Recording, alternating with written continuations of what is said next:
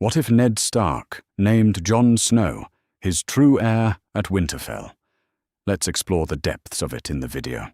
The great hall of Winterfell echoes with the creak of old wood and the whisper of cold wind through stone gaps. Snow falls steadily outside the tall windows, blanketing the godswood in white silence. 3 months have passed since Robert's rebellion ended at the Trident, and Lord Eddard Stark sits alone at the high table, staring at the flames dancing in the massive hearth. In his arms, he holds a bundle of soft furs. Within them sleeps Jon Snow, barely 6 months old. The child's face is peaceful, unmarked by the storms that rage in Ned's heart. Dark hair crowns the baby's head, and already his features hint at the Stark look. Yet every time Ned gazes upon him, he sees Lyanna's eyes and hears her dying words echoing in his mind. "Promise me, Ned." The massive doors of the hall swing open with a groan. Lady Catelyn Stark enters, her auburn hair braided simply, her blue eyes sharp with exhaustion. She carries her own son, Robb, who squirms restlessly in her arms. The true-born heir to Winterfell, conceived on her wedding night with Ned, born just 4 months ago. The sight of both children together fills the hall with an uncomfortable tension. "My lord," Catelyn says, her voice carefully controlled. She approaches the high table but does not sit. "The wet nurse says Jon has been fed. He sleeps soundly." Ned nods, but does not look up from the child in his arms. "Thank you, Cat. You've been kind to him. He is an innocent babe. Whatever his father's sins, the child bears no blame for them." Her words carry a weight that makes Ned's jaw tighten. She believes Jon to be his bastard, born of some southern woman during the war. The lie burns in his throat. But it must be told. Robert would kill Jon if he knew the truth.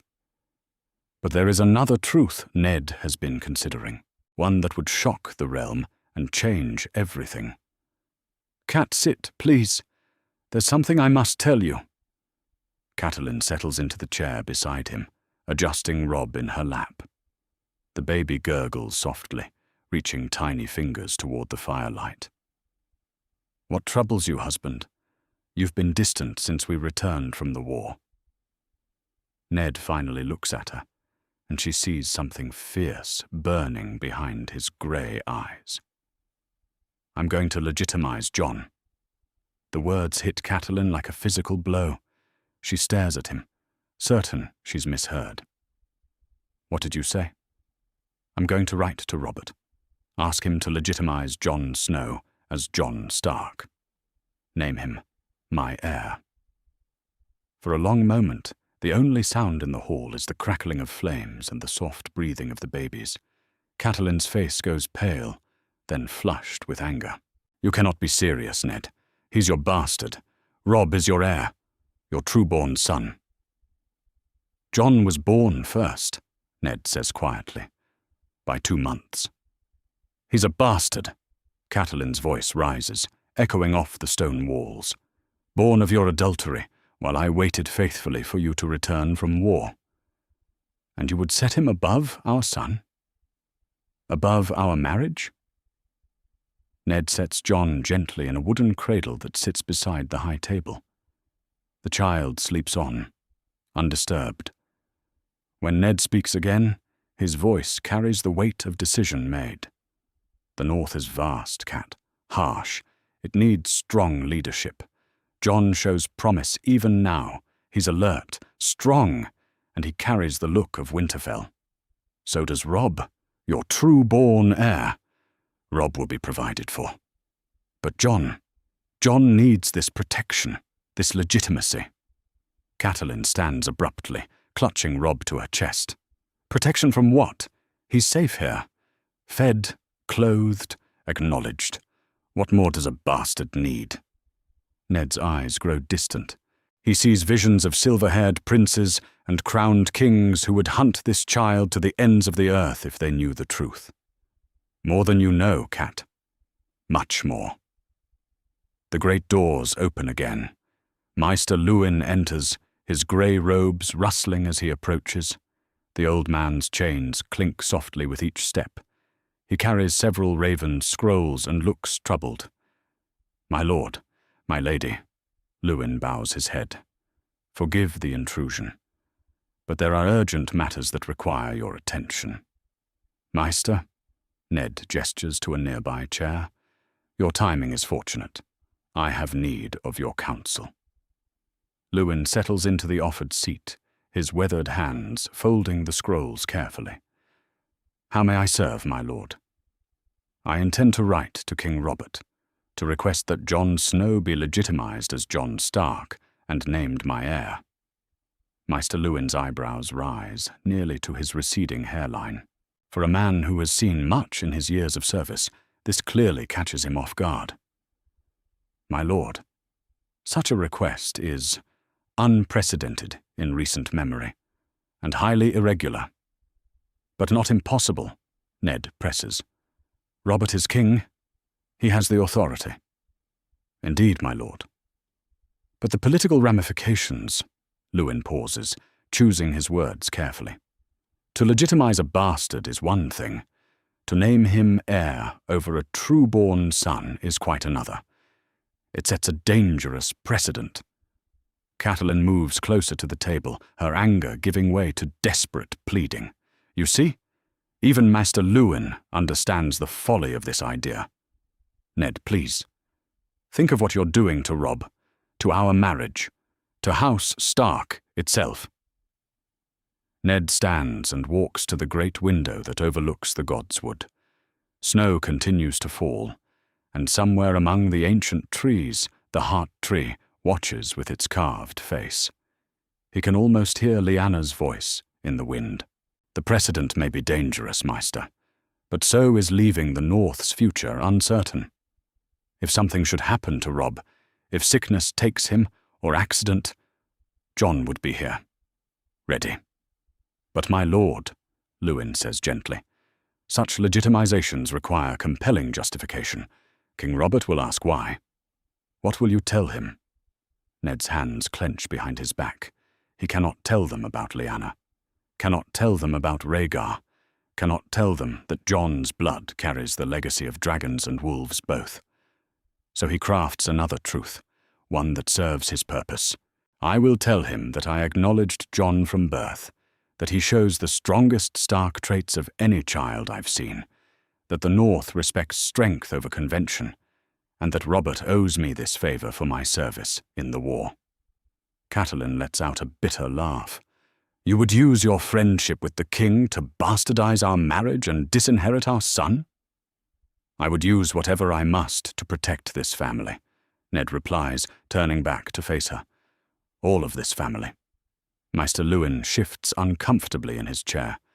"My lord, if you are determined to pursue this course, I must advise caution. The letter should be worded carefully. Emphasize your need for a strong heir, your concern for Winterfell's future.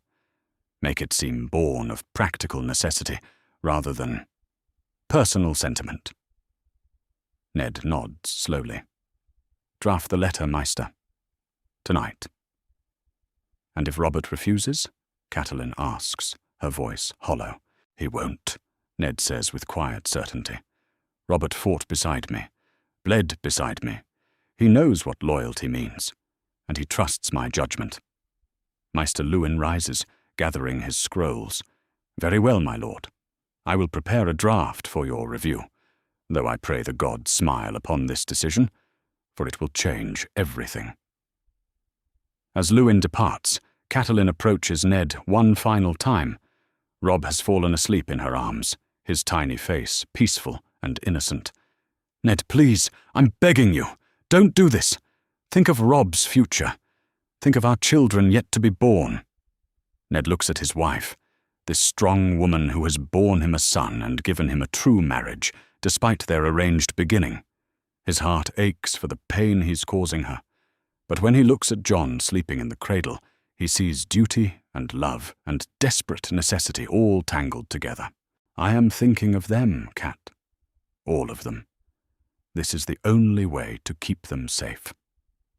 With that, he strides from the great hall, leaving Catelyn alone with the 2 babies who will grow up in the shadow of this momentous decision. Outside, the snow continues to fall on Winterfell, and the old gods watch in silence as the course of history begins to change. The letter will be written, the raven will fly south, and nothing will ever be the same again. The raven arrives on a grey morning, its black wings cutting through the falling snow like a dark omen. Maester Luwin hurries through the corridors of Winterfell, the royal scroll clutched tightly in his weathered hands. His chains clink with each urgent step, echoing off the stone walls. The weight of the parchment feels heavier than its size suggests. In the great hall, Lord Eddard Stark breaks his fast with Lady Catelyn and several visiting northern lords. Lord Rickard Umber sits at the high table, his massive frame making the chair creak with every movement. Beside him, Lady Lyanna Mormont picks at her porridge while discussing grain stores for the coming winter. The mood is relaxed, almost festive, as the North celebrates the end of war. "My lord," Maester Luwin announces as he enters, his voice carrying across the hall.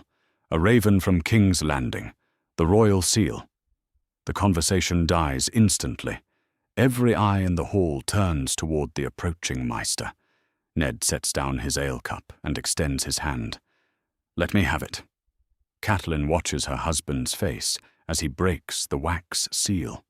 She sees his jaw tighten, then slowly relax into something that might be relief. Her stomach churns with dread. She knows what this letter contains, and the knowledge feels like ice in her veins. "What news from our new king?" Lord Umber asks, his voice booming across the hall. Ned stands slowly, the parchment trembling slightly in his hands. When he speaks, his voice carries the weight of history changing. "His Grace King Robert Baratheon, first of his name, has seen fit to grant my petition." He pauses, looking directly at Catelyn. "Jon Snow is hereby legitimized as Jon Stark and named heir to Winterfell and all its holdings." The silence that follows is deafening. Lady Mormont's spoon clatters against her bowl. Lord Umber's mouth hangs open like a fish gasping for air. Several lesser knights exchange bewildered glances, unsure if they've heard correctly. Catelyn feels the blood drain from her face. Despite knowing this moment would come, hearing the words spoken aloud hits her like a physical blow. Around the hall, she sees the faces of northern lords struggling to process what they've just heard. Some look shocked, others appear calculating. A few seem almost approving. "A bastard legitimized," Lord Umber finally manages, "and named heir over." His eyes dart nervously to Catelyn, then back to Ned. "Over the true-born son." "The king's will is law," Ned replies firmly. "Jon has been acknowledged as my firstborn.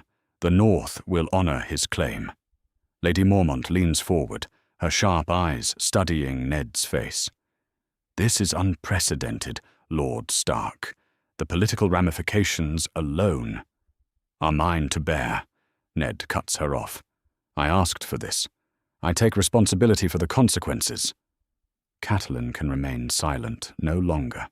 She rises from her chair, her hands shaking with barely controlled fury. "And what of Robb?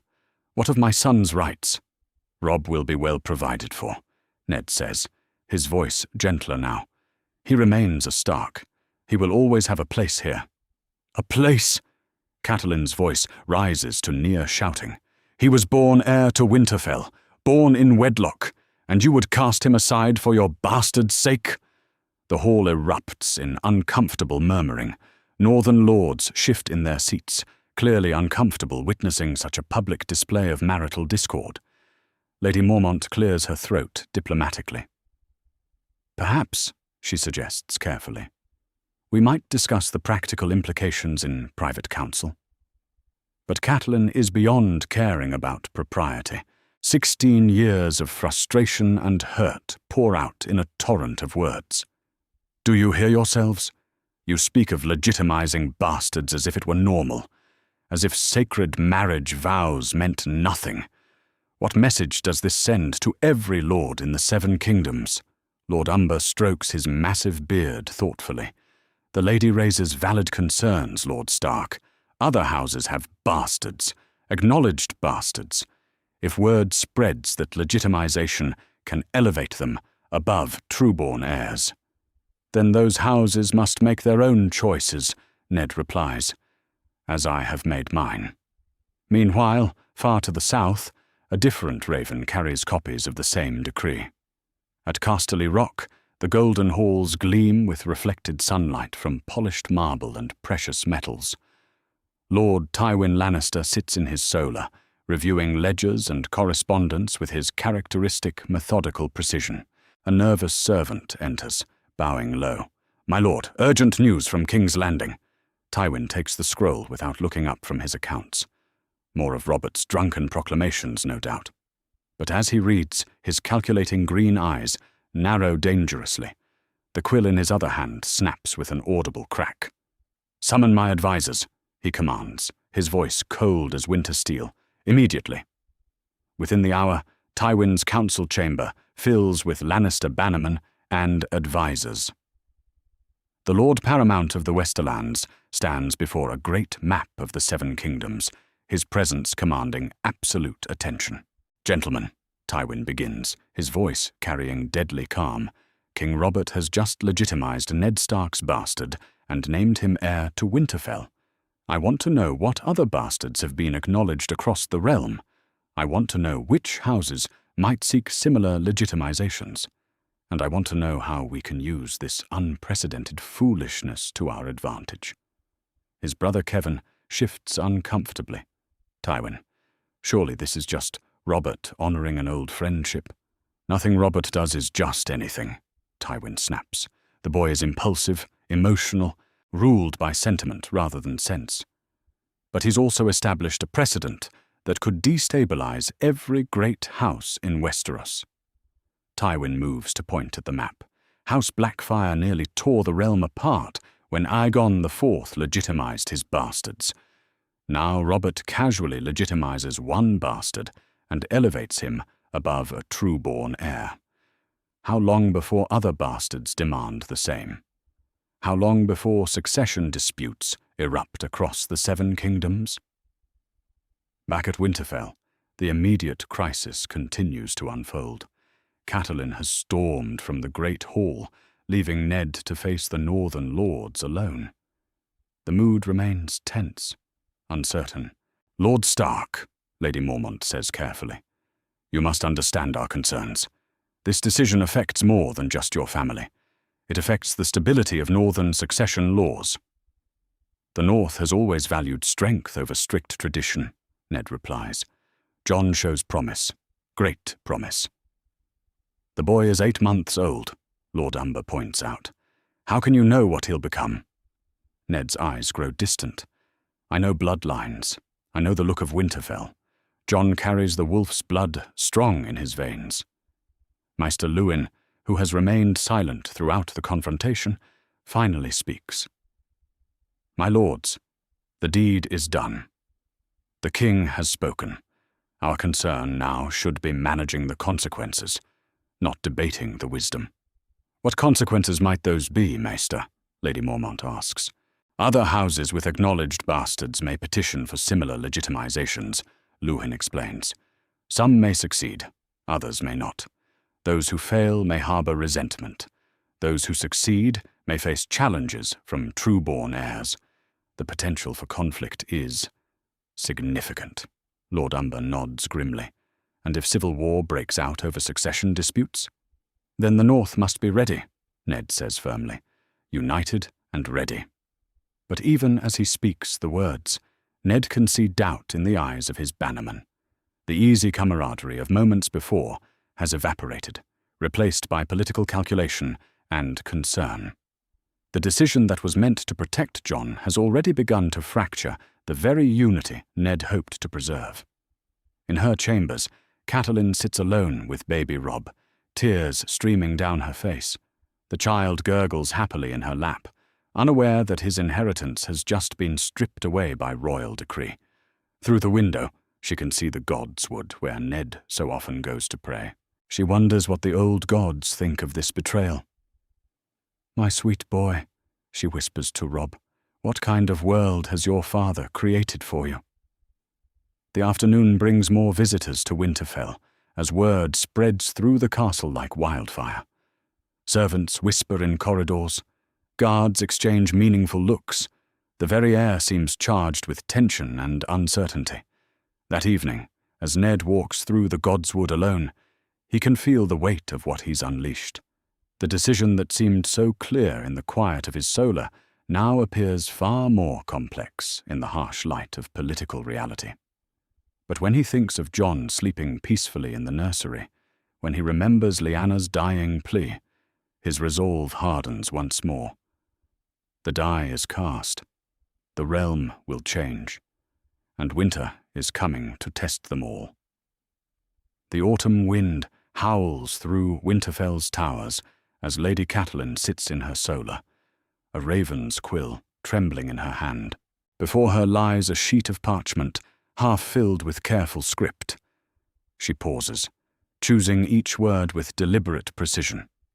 This letter must reach Riverrun without Ned's knowledge. "My beloved father," she writes, "I pray this finds you well in health and spirit. I write to you not as Lady of Winterfell, but as your daughter, seeking counsel in matters that trouble my heart deeply." She sets down the quill and stares out the narrow window toward the Godswood. Somewhere in the castle, her infant sons sleep peacefully, unaware that their futures have been forever altered. Jon, now legitimized as Jon Stark, heir to Winterfell. Robb, once destined to rule, now relegated to second place behind his bastard brother. The injustice of it burns in her chest like wildfire. "Ned has done something that defies all tradition and law," she continues writing. "He has legitimized his bastard son and named him heir over our true-born child. King Robert has approved this madness, and I fear the consequences will reach far beyond Winterfell's walls." Meanwhile, in the throne room at King's Landing, those consequences are already beginning to manifest. King Robert slouches in the Iron Throne, his young face bearing the weight of new kingship poorly. Before him stands a delegation of nervous petitioners, each clutching scrolls and documents. "Your Grace," says Sir Harris Swift, his voice quavering with nervous hope, "my petition concerns my acknowledged son, born to a merchant's daughter in Lannisport. If Lord Stark's bastard can be legitimized and named heir..." Robert's jaw tightens. This is the 5th such petition he's heard today. "The circumstances are different, Sir Harris. Lord Stark served me faithfully through the war. He earned this favor." "But the precedent, Your Grace," presses another petitioner, Sir Donal Hill. "Surely what's granted to one bastard might be considered for another. I've served House Lannister loyally for 20 years. The young king rises from the throne, his famous temper beginning to flare. "Enough. I am not legitimizing every bastard in the 7 Kingdoms because I granted one favor to my closest friend." At the back of the throne room, Stannis Baratheon watches the proceedings with cold calculation. At 13, Robert's younger brother already possesses a mind sharp as Valyrian steel. When the petitioners are dismissed, he approaches the throne. "Brother," Stannis says, his voice carrying despite his youth, "might I speak with you privately?" Robert waves away the remaining courtiers. "What's on your mind, Stannis?" "This business with Lord Stark's bastard. It's causing problems." "Problems?" Robert descends the throne steps, his crown slightly askew. "What kind of problems?" "Look around you." Stannis gestures toward the doors where the disappointed petitioners have departed. Every lord with an acknowledged bastard now believes legitimization is possible. They're flooding King's Landing with requests. Some are offering substantial sums. Others threaten to withdraw support if refused. Robert runs a hand through his dark hair. "Ned asked for one favor. One. And in granting it, you've opened a door that may prove impossible to close," Stannis replies coldly. How many more ravens will arrive from lords claiming their bastards deserve equal treatment? How many succession disputes will arise from this? Back at Winterfell, the immediate effects of the legitimization continue to unfold within the castle walls. In the nursery, Maester Luwin observes the two infant boys with scholarly interest. Jon, now 10 months old, sits upright in his crib, his dark eyes alert and intelligent. Robb, 8 months old, crawls energetically around his play area, babbling contentedly. Already they show different temperaments, Luwin notes to old Nan, who tends to both children with equal care. Jon watches everything, as if learning. Robb explores everything, as if claiming it. Aye, old Nan agrees, bouncing Robb gently. And both strong as little wolves. But which will grow to lead the pack? The question hangs in the air like smoke from the great hearth.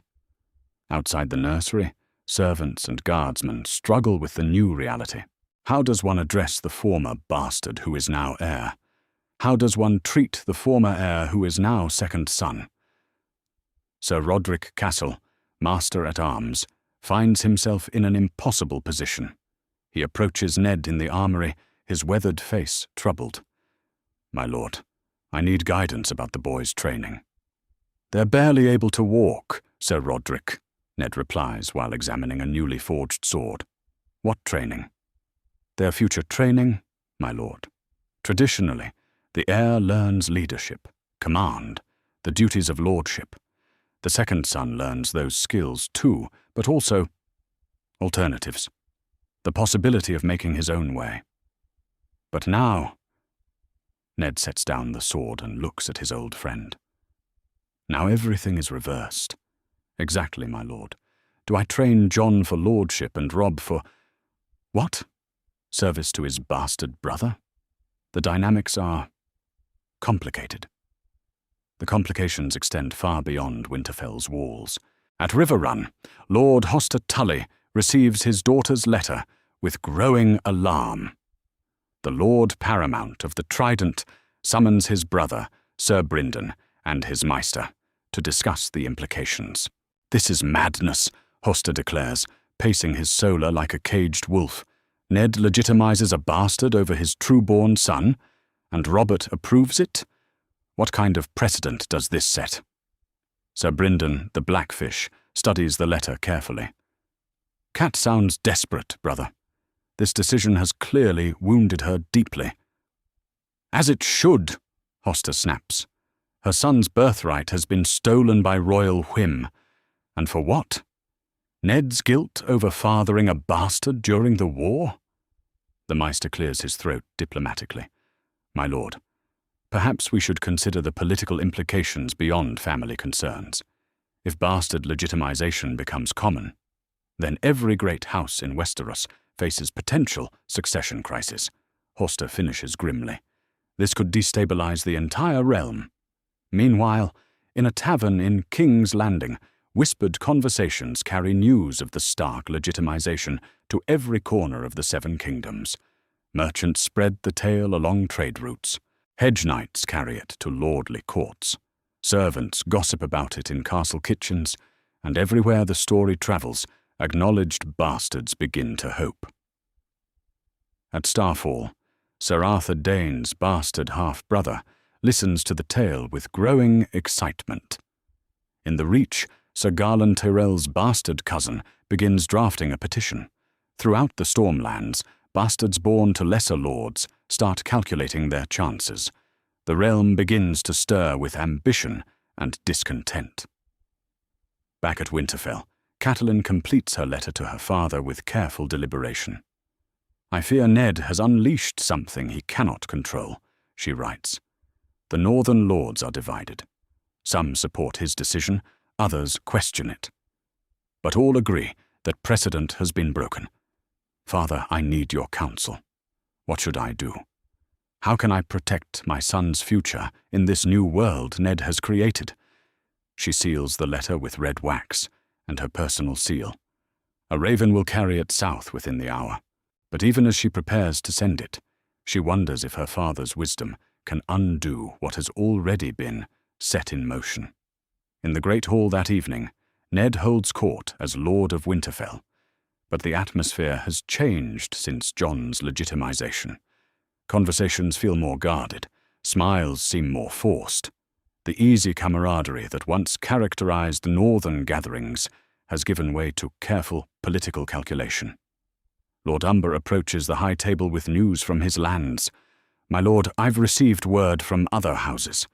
Bastards throughout the north are asking their fathers about legitimization. Some are demanding it." "And?" Ned asks quietly. "And their fathers don't know how to respond. Your precedent has created expectations." Ned's face remains carefully neutral, but inside his stomach churns. The decision that was meant to protect one child has put dozens of others at risk. Families that were stable now face internal strife. Houses that were united now fracture along lines of legitimacy and birthright. As the evening progresses, more reports arrive. A bastard in the White Harbour has demanded recognition as heir. Another near last hearth has challenged his true-born half-brother to combat. A third has simply disappeared in the night, presumably seeking his fortune elsewhere, rather than waiting for legitimization that may never come. The North, once stable and united under the Starks, begins to show cracks in its foundation. That night, as Ned walks through the crypts of Winterfell, he passes the tombs of generations of Stark lords. Their stone faces seem to judge him silently. Did Brandon the Builder face such choices? Did Torrhen Stark, who knelt to Aegon the Conqueror? Did any of them ever sacrifice one son's future to protect another's? The ancient kings of winter offer no answers, only silence and the weight of history pressing down on the living. Above ground, the wind continues to howl through Winterfell's towers, carrying with it the scent of change and the promise of storms yet to come. The Iron Throne seems heavier than usual, as King Robert shifts uncomfortably among its twisted metal blades. Before him stretches a line of petitioners that grows longer each day, each clutching scrolls bearing requests for bastard legitimizations. The great throne room echoes with whispered conversations and the shuffling of nervous feet on cold stone. "Your Grace," announces the herald, his voice carrying across the vast hall, "Sir Daemon Rivers seeks audience regarding his acknowledged son." Robert's jaw clenches as yet another petitioner approaches. This makes 14 today alone. 14 lords, knights, and minor nobles seeking to legitimize their bastard children in the wake of Ned Stark's unprecedented success. Sir Daemon, a grizzled knight from the Riverlands, bows low before the throne. "Your Grace, my petition is simple. My son shows great promise with sword and shield. Born to a tavern wench, aye, but acknowledged since birth. If Lord Stark's bastard can inherit Winterfell, Lord Stark earned his favor through blood spilled for this crown," Robert interrupts, his young voice strained with growing frustration. "What service have you rendered that compares?" "I served your cause faithfully at the Trident, Your Grace, charged with your vanguard, took wounds in your name." Robert waves him silent. The same arguments, day after day. Every petitioner claims faithful service. Every bastard supposedly shows great promise. Every father believes his case deserves special consideration. From the shadows beside the throne, Queen Cersei watches the proceedings with calculating green eyes. At 14, newly wed to the king for political alliance, she already possesses an instinct for power that belies her youth. When the current batch of petitioners is finally dismissed, she approaches Robert with feline grace.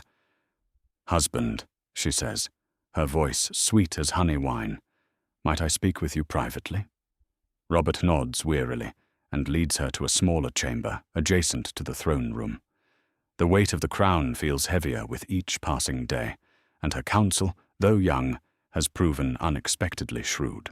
"This business with legitimizations," Cersei begins without preamble. "It's becoming dangerous." "You think I don't know that?" Robert slumps into a chair, suddenly looking older than his 17 years. But what would you have me do? Reverse my decision for Ned? Betray my oldest friend? Cersei moves behind his chair, her small hands resting on his shoulders. Of course not. But you must understand what you've created. Every bastard in the Seven Kingdoms now believes legitimization is their birthright. Every lord with acknowledged natural children sees opportunity. You've opened a door that threatens the stability of every great house. Ned's case was different. Was it? Cersei's voice carries a sharp edge despite her youth. Or does it only seem different because you love him like a brother? The question hangs in the air between them. Robert has no good answer, and they both know it.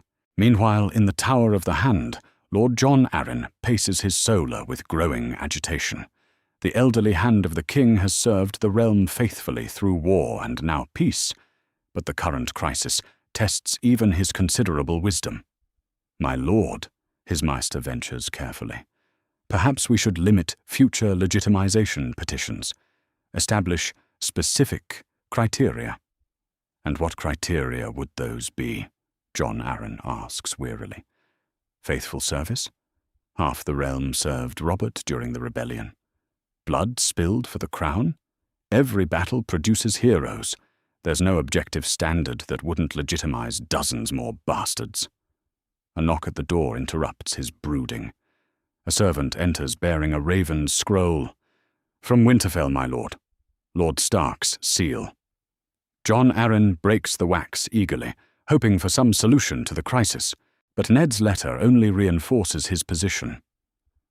My Lord Hand, I understand the concerns my petition has raised, but I stand by my decision. Jon shows the strength and character befitting a Stark heir. The legitimization was not granted lightly, nor should it set precedent for every bastard in the realm. I asked for this favor, based on specific circumstances and our relationship with His Grace. Other cases must be judged on their own merits. Jon Arryn sets down the letter with a heavy sigh. Ned's position is understandable but unhelpful. The cat is already out of the bag, and reasoning about specific circumstances means nothing to desperate fathers and ambitious bastards. At Winterfell, the source of all this turmoil continues to unfold within the castle walls. In the nursery, Lady Catelyn tends to both boys with a forced smile that fails to hide her inner turmoil.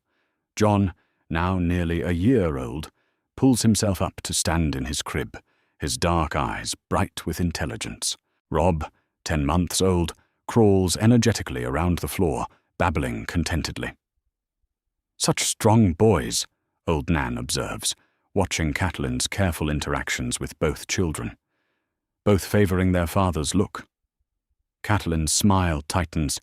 She loves both children, cannot help but love them. But every time she looks at Jon, she sees her son's stolen inheritance. Every milestone the bastard reaches reminds her that he will inherit what should belong to Robb. Indeed, she manages.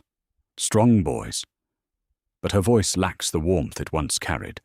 Jon seems to sense the change, his bright eyes studying her face as if trying to understand. When he reaches toward her, she picks him up mechanically, holding him with careful duty rather than natural affection. The transformation in their relationship does not go unnoticed. Maester Luwin observes the shift with scholarly concern. Where once Catelyn had shown genuine affection for the bastard child, now her interactions feel stilted, formal.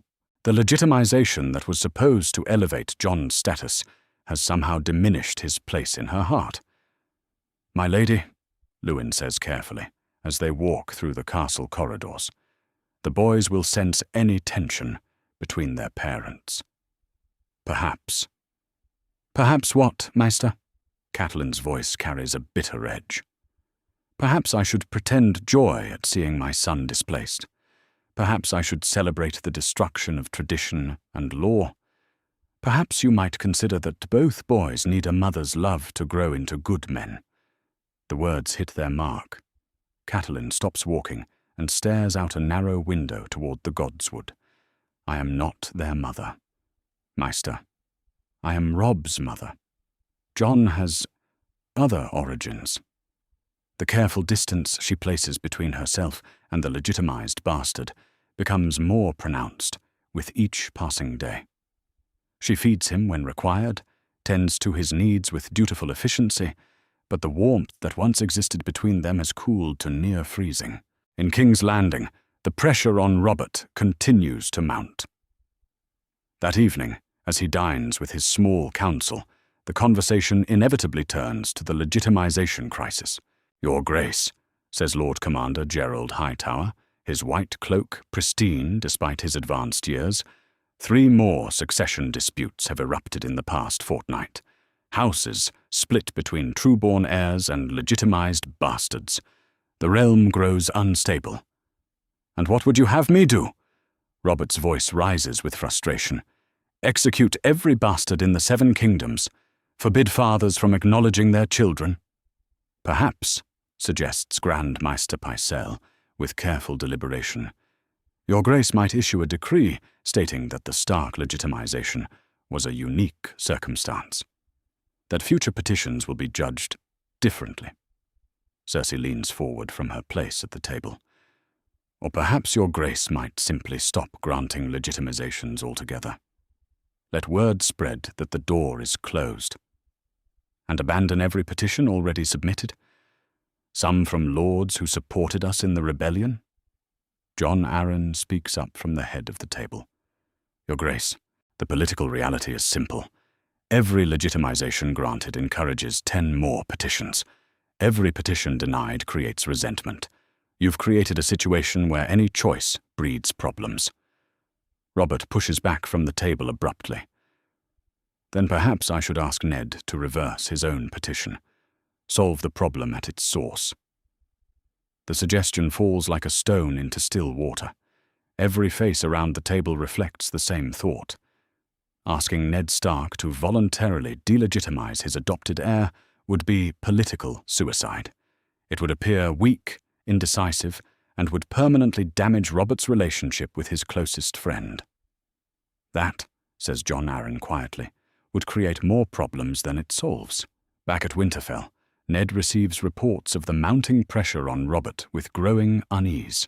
That evening, he sits in his solar composing another letter to the king. "Your Grace, I understand the difficulties my petition has created, and I regret any burden it places upon you. However, I cannot in good conscience ask you to reverse a decision made for the protection and future of House Stark. Jon's legitimization stands not as precedent for others, but as recognition of specific circumstances known only to us. I trust your wisdom to navigate these troubled waters as you have navigated the challenges of war." The letter feels inadequate even as he writes it. How can he explain to Robert that Jon's legitimization isn't about precedent or politics, but about protecting the last son of Lyanna Stark? How can he reveal that the bastard he claims is actually the true-born prince whose very existence would threaten Robert's crown? The secret burns in his chest like molten iron, but it must be kept. Jon's life depends on it, and now, somehow, the stability of the entire realm has become entangled with that secret. As night falls over both King's Landing and Winterfell, 2 young men who once fought side by side face the consequences of a decision that seemed simple, but has proven devastatingly complex. In the capital, Robert stares at the Iron Throne and wonders how protecting one friend might cost him the kingdom. In the north, Ned holds his legitimized son and prays that the lie he tells to protect the boy won't destroy everything else he holds dear. The realm shivers on the edge of chaos, and winter is still coming. The great hall of Winterfell fills with the bannermen of the north as autumn deepens toward winter. Lords and their retainers gather for what many whisper will be the most significant gathering in generations. At the high table, Lord Eddard Stark sits with quiet dignity, while beside him stands a wooden high chair holding a dark-haired toddler who surveys the assembly with curious grey eyes. Jon Stark, now 13 months old and legitimized heir to Winterfell, takes his first steps into northern politics. "My lords," Ned begins, his voice carrying across the hall. "I present to you Jon Stark, acknowledged son and heir to Winterfell. He who will one day lead the North as his forebears have done for 8,000 years." The reaction ripples through the hall like wind across water. Some faces show approval, others uncertainty, and a few display barely concealed disapproval. But none dare voice open dissent with the Lord of Winterfell himself presenting the boy. Lady Lyanna Mormont, representing Bear Island in her young nephew's absence, studies the child with keen interest. "He has the look of a Stark," she declares, her voice carrying despite her diminutive stature. "Strong jaw, stark eyes. The wolf blood runs true in him." Lord Greatjon Umber, massive and imposing even while seated, leans forward to get a better look at the toddler. Aye, he looks the part. But can he lead? What manner of boy is he? As if summoned by the question, Jon chooses that moment to climb determinedly from his high chair onto the table itself, ignoring his nurse's gentle protests. The child moves with surprising purpose toward a decorative dirk that sits among the feast implements, his small hands reaching for the blade with fearless curiosity. "Bold as brass," chuckles Lord Wyman Manderley, his considerable bulk shaking with mirth. "Shows no fear of steel. A good sign in the North." Ned carefully redirects his son away from the weapon while allowing him to explore the table. Jon crawls confidently among the cups and platters, occasionally pulling himself upright to peer at the assembled lords with frank interest. When Lord Umber extends a massive finger toward him, the boy grasps it without hesitation, meeting the giant's gaze directly. "Strong grip," Umber rumbles approvingly, "and he doesn't flinch from strangers. The boy has backbone." Meanwhile, in a corner of the hall, young Robb sits quietly in his nurse's arms, watching his brother command the attention of the entire North. At 11 months old, Robb shows equal promise in his own way. But today he remains the observer, while Jon takes center stage as the acknowledged heir. Lady Mormont rises from her seat and approaches the high table. "Lord Stark, Bear Island pledges its continued loyalty to House Stark and recognizes Jon Stark as your rightful heir. The Mormonts have always valued strength over convention." Her declaration carries weight throughout the hall. The Mormonts have served the Starks faithfully for generations, and their early support signals approval from one of the North's most respected houses. "House Umber stands with House Stark," declares the great Jon, his voice booming across the hall. "If you say the boy is heir, then heir he is. We've followed Starks for 1,000 years. We won't stop now." The momentum builds as other northern lords add their voices. The Karstarks, distant cousins to the Starks, pledge their support. The Reeds of Greywater Watch, through their representative, confirm their loyalty. House after house falls in line, swayed by a combination of respect for Ned and growing acceptance of the legitimized heir. But not all responses prove positive. Lord Roose Bolton sits in cold silence, his pale eyes studying the proceedings with calculating interest. When pressed for his declaration, he speaks with measured precision. "House Bolton serves House Stark," he says carefully, "as we have always done. The legitimization is unprecedented, but precedent can be changed by those with the will to change it." His words carry multiple meanings, and Ned notes the careful non-endorsement. Bolton commits to nothing beyond existing obligations, leaving room for future maneuvering. Lord Rickard Karstark leans toward Ned with concern. "The boy shows promise, cousin, but he's barely more than a babe. How can we judge his fitness to rule?" "Time will reveal his character," Ned replies, "but already he shows the fearlessness and curiosity that mark good leaders. Watch how he approaches challenges." As if to demonstrate the point, Jon has discovered a wooden cup and begun banging it rhythmically against the table, creating a steady beat that somehow commands attention rather than annoyance. Several lords find themselves nodding in time with the rhythm, and a few actually smile at the child's unconscious authority. Lady Mormont observes this with amusement. He already knows how to hold a room's attention, That's more than many grown lords can manage. After the formal presentations, the lords break into smaller groups for private conversations. Ned moves among them with Jon in his arms, allowing each bannerman to interact with the heir personally. The child responds to each introduction with curiosity rather than shyness, reaching toward beards, studying faces, and showing the same fearless interest in everyone he meets. The boy adapts quickly, notes Maester Luwin, who has been carefully observing the interactions. He shows no preference for familiar faces over strangers. That suggests confidence and adaptability. While Ned manages the political necessities elsewhere in the castle, Lady Catelyn holds her own meetings with the wives and daughters of the visiting lords. In her solar, surrounded by the women who wield influence behind the scenes, she begins building alliances of her own. "Ladies," she says carefully, "these are challenging times for all our houses. The legitimization of bastards creates complications that affect every family." Lady Barbary Dustin nods knowingly. "Indeed, Lady Stark, my own house has acknowledged bastards. The precedent your husband has set raises difficult questions." "What precedent?" asks Catelyn, her voice sharp. This was a specific decision for specific circumstances. It should not be seen as opening doors for every bastard in the north. The other women exchange glances. They understand that Catelyn speaks not just as Lady of Winterfell, but as a mother protecting her displaced son's interests. "Perhaps," suggests Lady Hornwood carefully, "we might work together to ensure that stability is maintained in our houses, that traditions and laws are respected even in these changing times." The conversation continues in careful euphemisms, but the meaning is clear. Catelyn is building a network of women who share her concerns about bastard legitimization and its effects on their own families. Should the time come when political pressure is needed, she will not stand alone. Back in the Great Hall, the evening's festivities continue with growing warmth. Jon, now thoroughly tired from his public debut, has fallen asleep in his father's arms while the lords toast his health and future.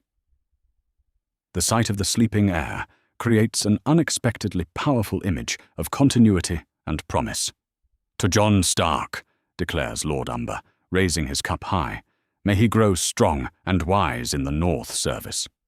"To Jon Stark," echo voices throughout the hall. Meanwhile, young Robb watches from his nurse's arms, his bright blue eyes taking in everything. Though too young to understand the politics, some instinct tells him that his world has changed fundamentally.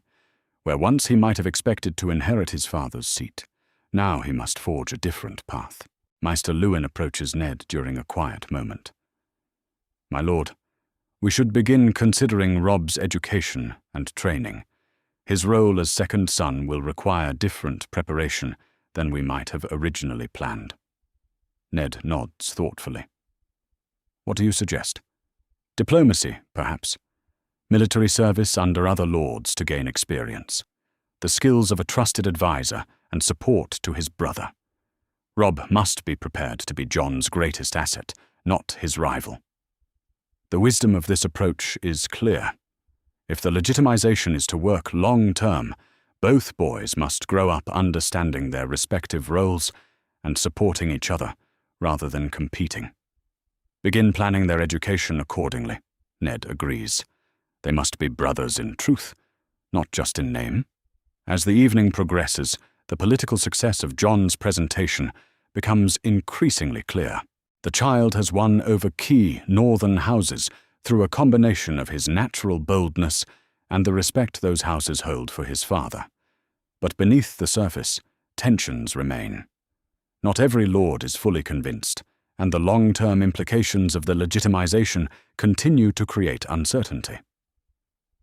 That night, as Ned walks through Winterfell's corridors with his sleeping son, he reflects on the day's achievements and challenges. The North has largely accepted Jon as heir, but acceptance and enthusiasm are different things. Some support comes from loyalty to Ned rather than belief in the decision itself.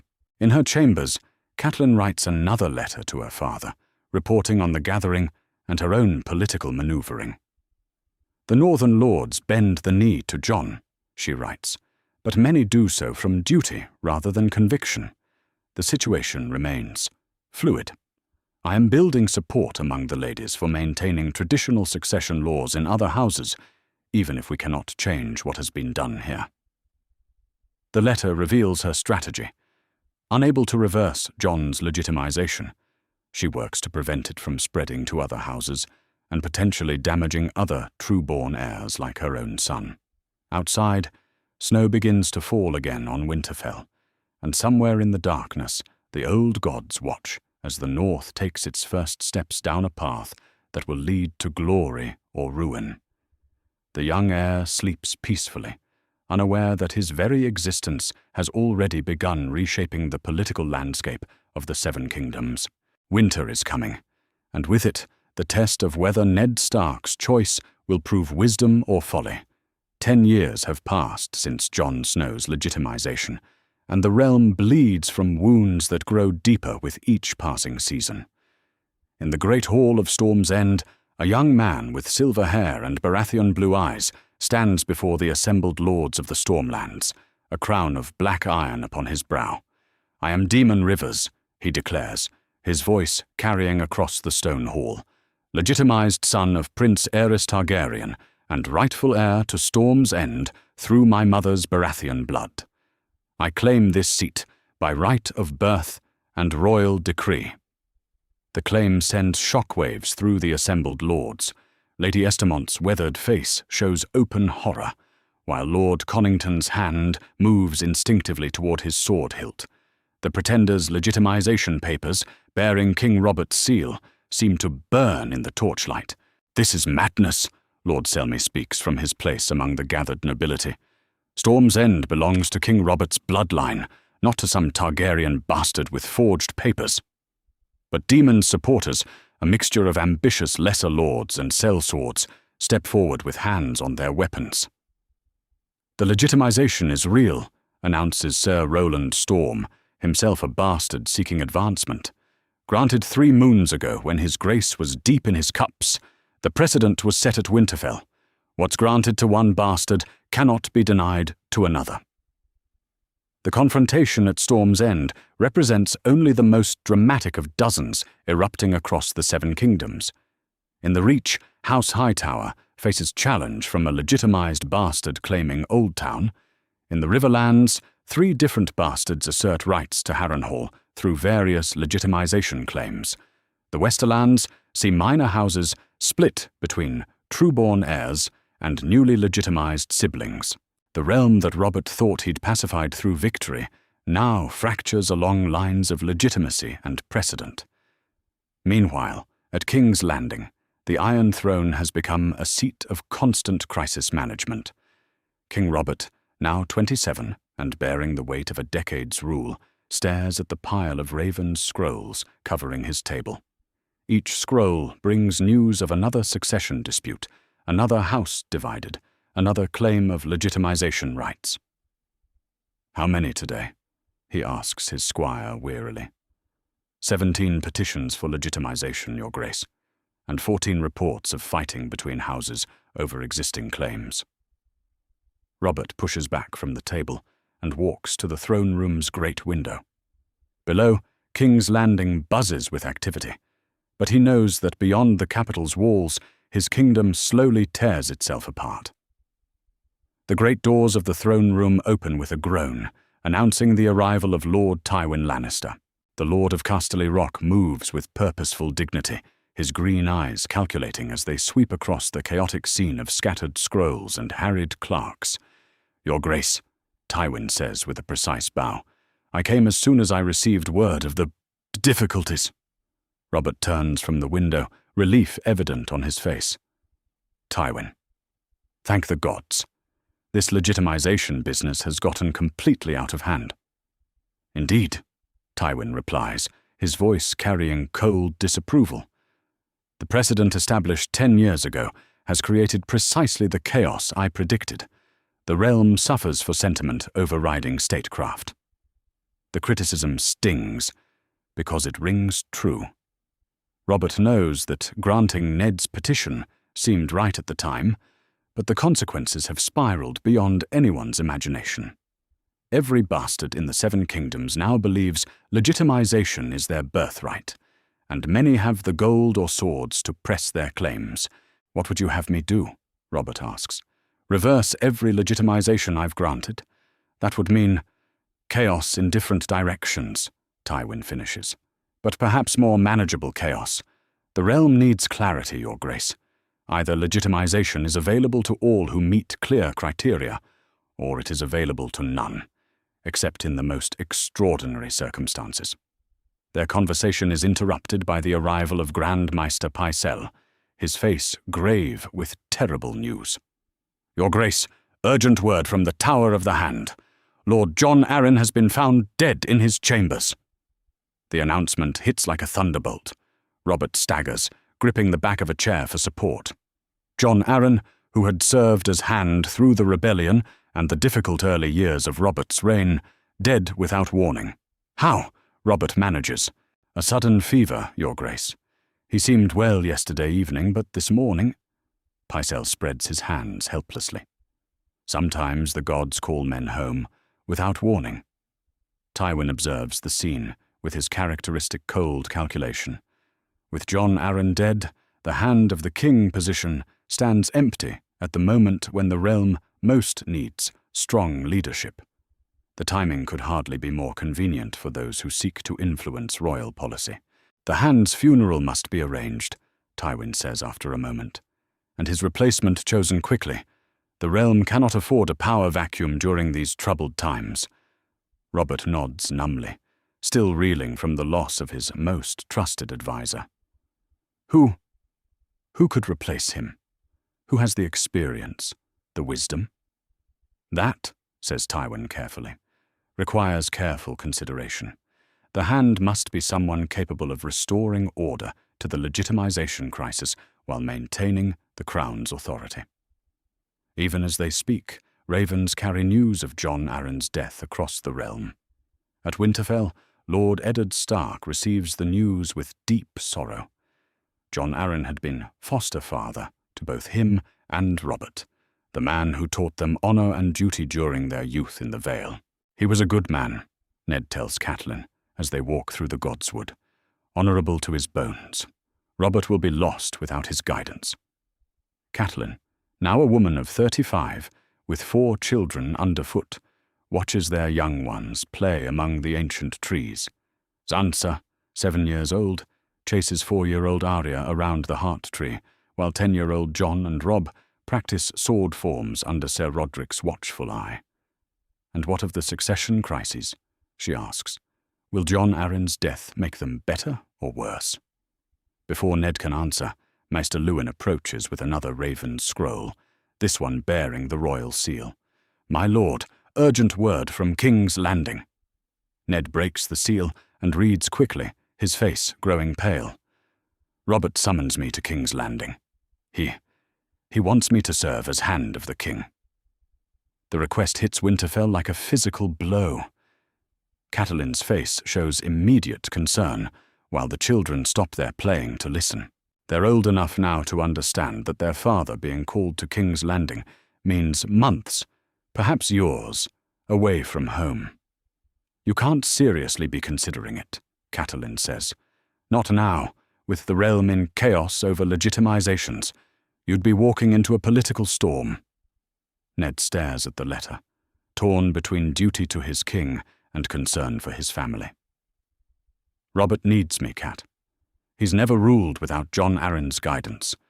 And the legitimization crisis, in some ways, I bear responsibility for starting it. You bear responsibility for protecting Jon, Catelyn replies sharply. Not for every ambitious bastard in the 7 Kingdoms pressing claims. But even as she argues against it, both she and Ned know the truth. Robert's summons carries the weight of royal command. More than that, it carries the weight of old friendship and loyalty forged in shared youth and war. Young Jon approaches his father with the directness that has become his trademark. Father, if you go to King's Landing, who will rule Winterfell? The question cuts to the heart of the matter. Jon is only 10 years old, legitimized heir or not. He cannot yet rule a great house, despite showing remarkable promise in his training.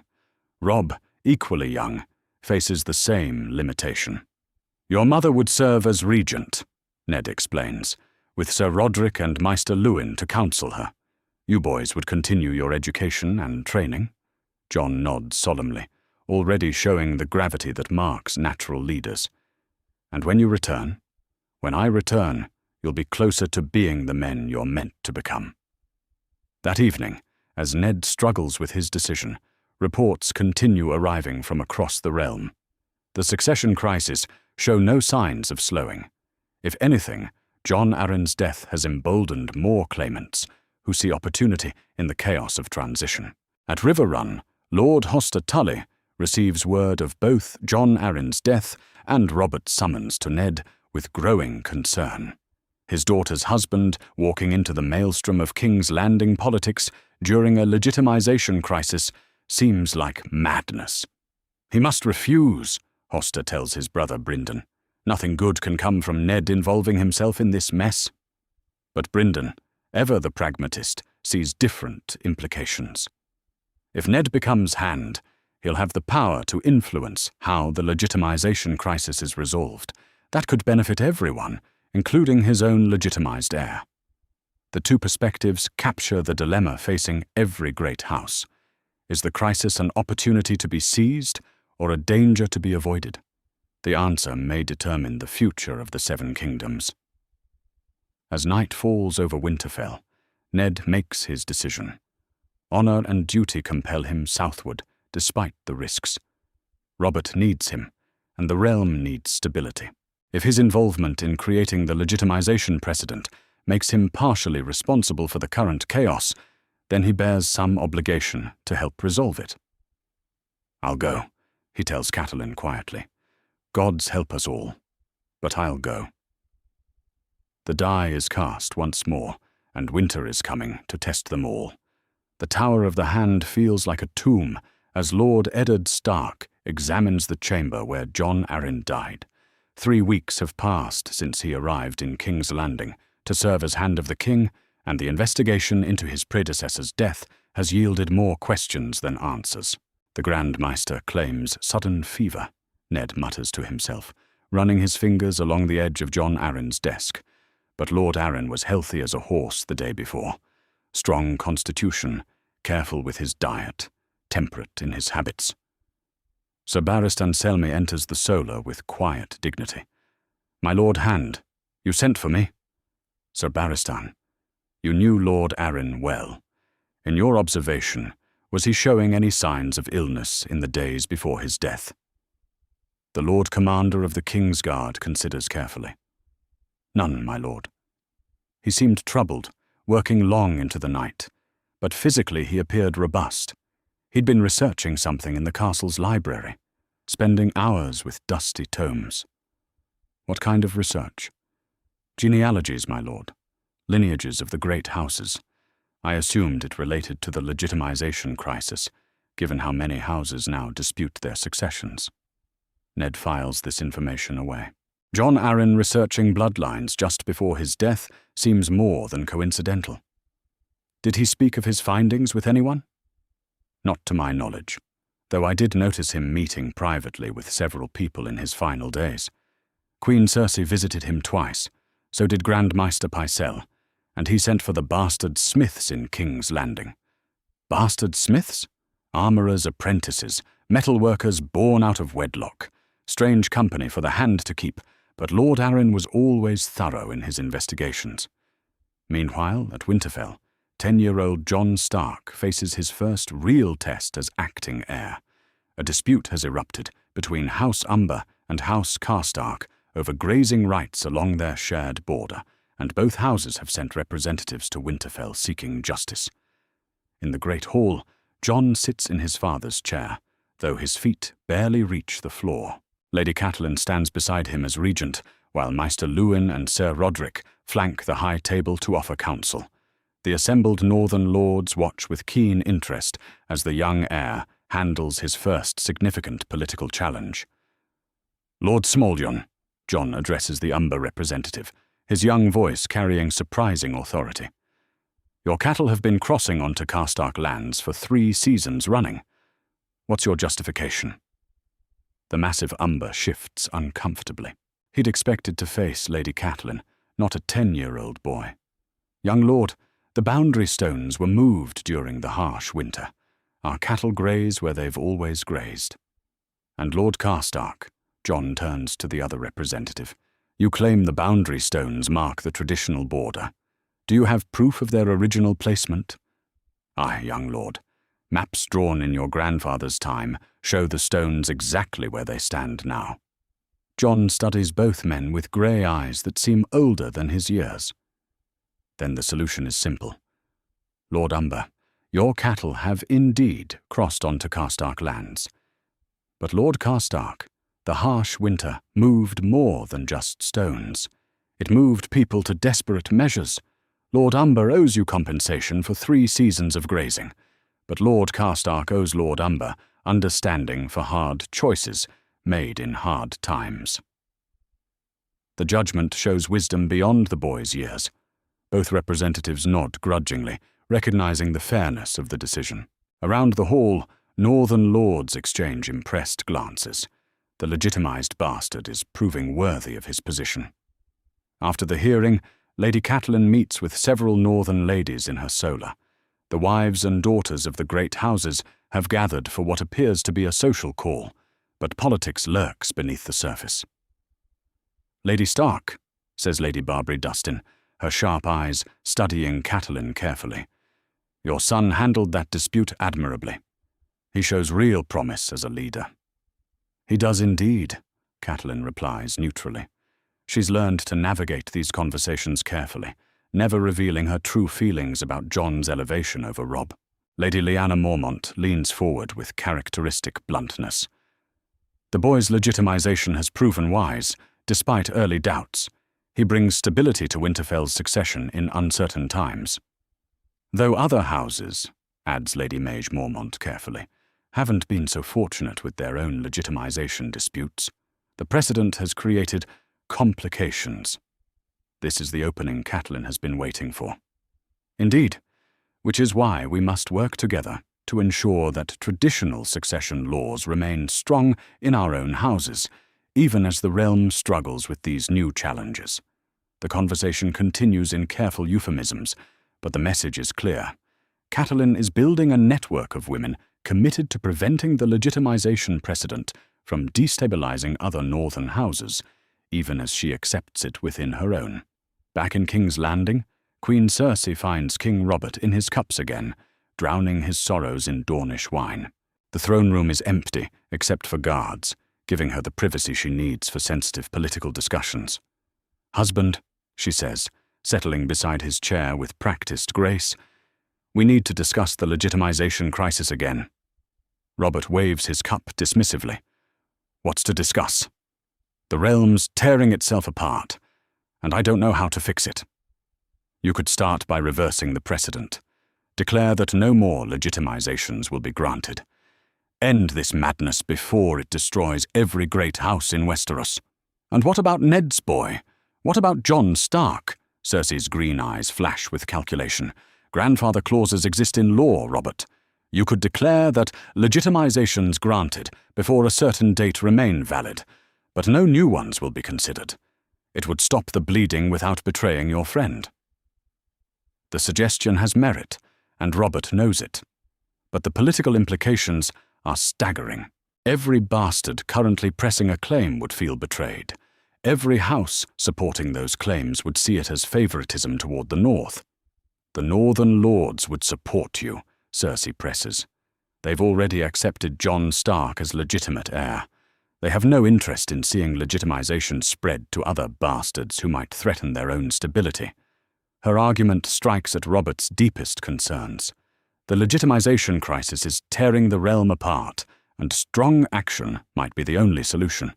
But strong action risks civil war with the houses that have already committed to bastard claimants. That evening, Ned continues his investigation into Jon Arryn's death. In the castle's library, he discovers the books Jon Arryn had been studying. Genealogical records, bloodline charts, histories of the great houses. One book in particular shows heavy use, The Lineages and Histories of the Great Houses of the Seven Kingdoms. Opening to a well-worn page, Ned finds detailed information about Baratheon bloodlines. Margin notes in Jon Arryn's careful script highlight certain entries. The seed is strong. Black hair, blue eyes, dominant traits through 7 generations. The research takes on sinister implications when Ned realizes what Jon Arryn had discovered. Every trueborn Baratheon in recorded history bore black hair and blue eyes. Every single one. The traits bred true without exception. But Prince Joffrey, Robert's heir, has golden hair like his mother. The revelation hits Ned like a physical blow. If Jon Arryn discovered that Robert's children aren't truly his, if he confronted someone with that knowledge, it would provide compelling motive for murder. A soft knock interrupts his research. Sir Barristan enters with another piece of information. My Lord Hand, I've spoken with the servants who tended Lord Arryn in his final days.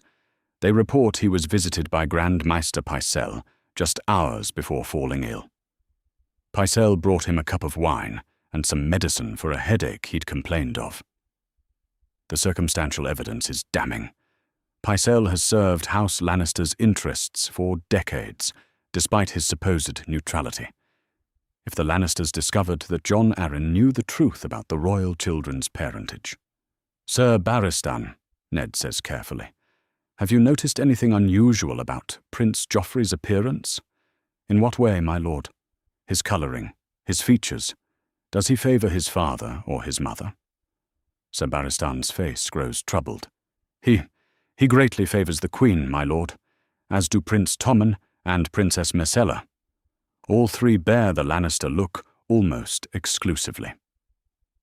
The admission hangs in the air between them. Neither man speaks the obvious conclusion, but both understand its implications. If Robert's children are not his own, then the entire royal succession is built on a lie. And if Jon Arryn died for discovering that lie, then the hand of the king's position has become extremely dangerous. At Winterfell, young Jon lies awake in his chamber, staring at the ceiling. The day's success in mediating the dispute has given him confidence, but also a growing understanding of the weight he'll carry as Lord of Winterfell. 10 years old, legitimized heir, thrust into leadership by his father's absence. Robb enters quietly, as he does most nights since Ned left for King's Landing. How are you feeling about today? Good, I think. The lords seemed satisfied with the judgment. They were impressed, Robb confirms. You sounded like father when you spoke to them. Jon turns to study his brother in the moonlight. Do you ever regret it? That I'm heir and you're not? Robb considers the question seriously. Sometimes. But then I think about how much pressure you carry, and I'm grateful I don't have to make those decisions. The honesty between the brothers reflects their unusual relationship. Where jealousy might have grown, instead they've developed mutual support. Jon's legitimization has forced them to redefine their roles, but it hasn't destroyed their bond. Father will come home, Jon says with quiet certainty. And when he does, I'll be ready to make him proud. In King's Landing, Ned stares out the Tower of the Hand's window at the sprawling city below. Somewhere in those streets, Jon Arryn met with bastard smiths and discovered truths that cost him his life. Now Ned must decide how far to push his investigation, knowing that the same forces that killed Jon Arryn won't hesitate to kill again. The Game of Thrones has begun in earnest, and winter is coming for them all.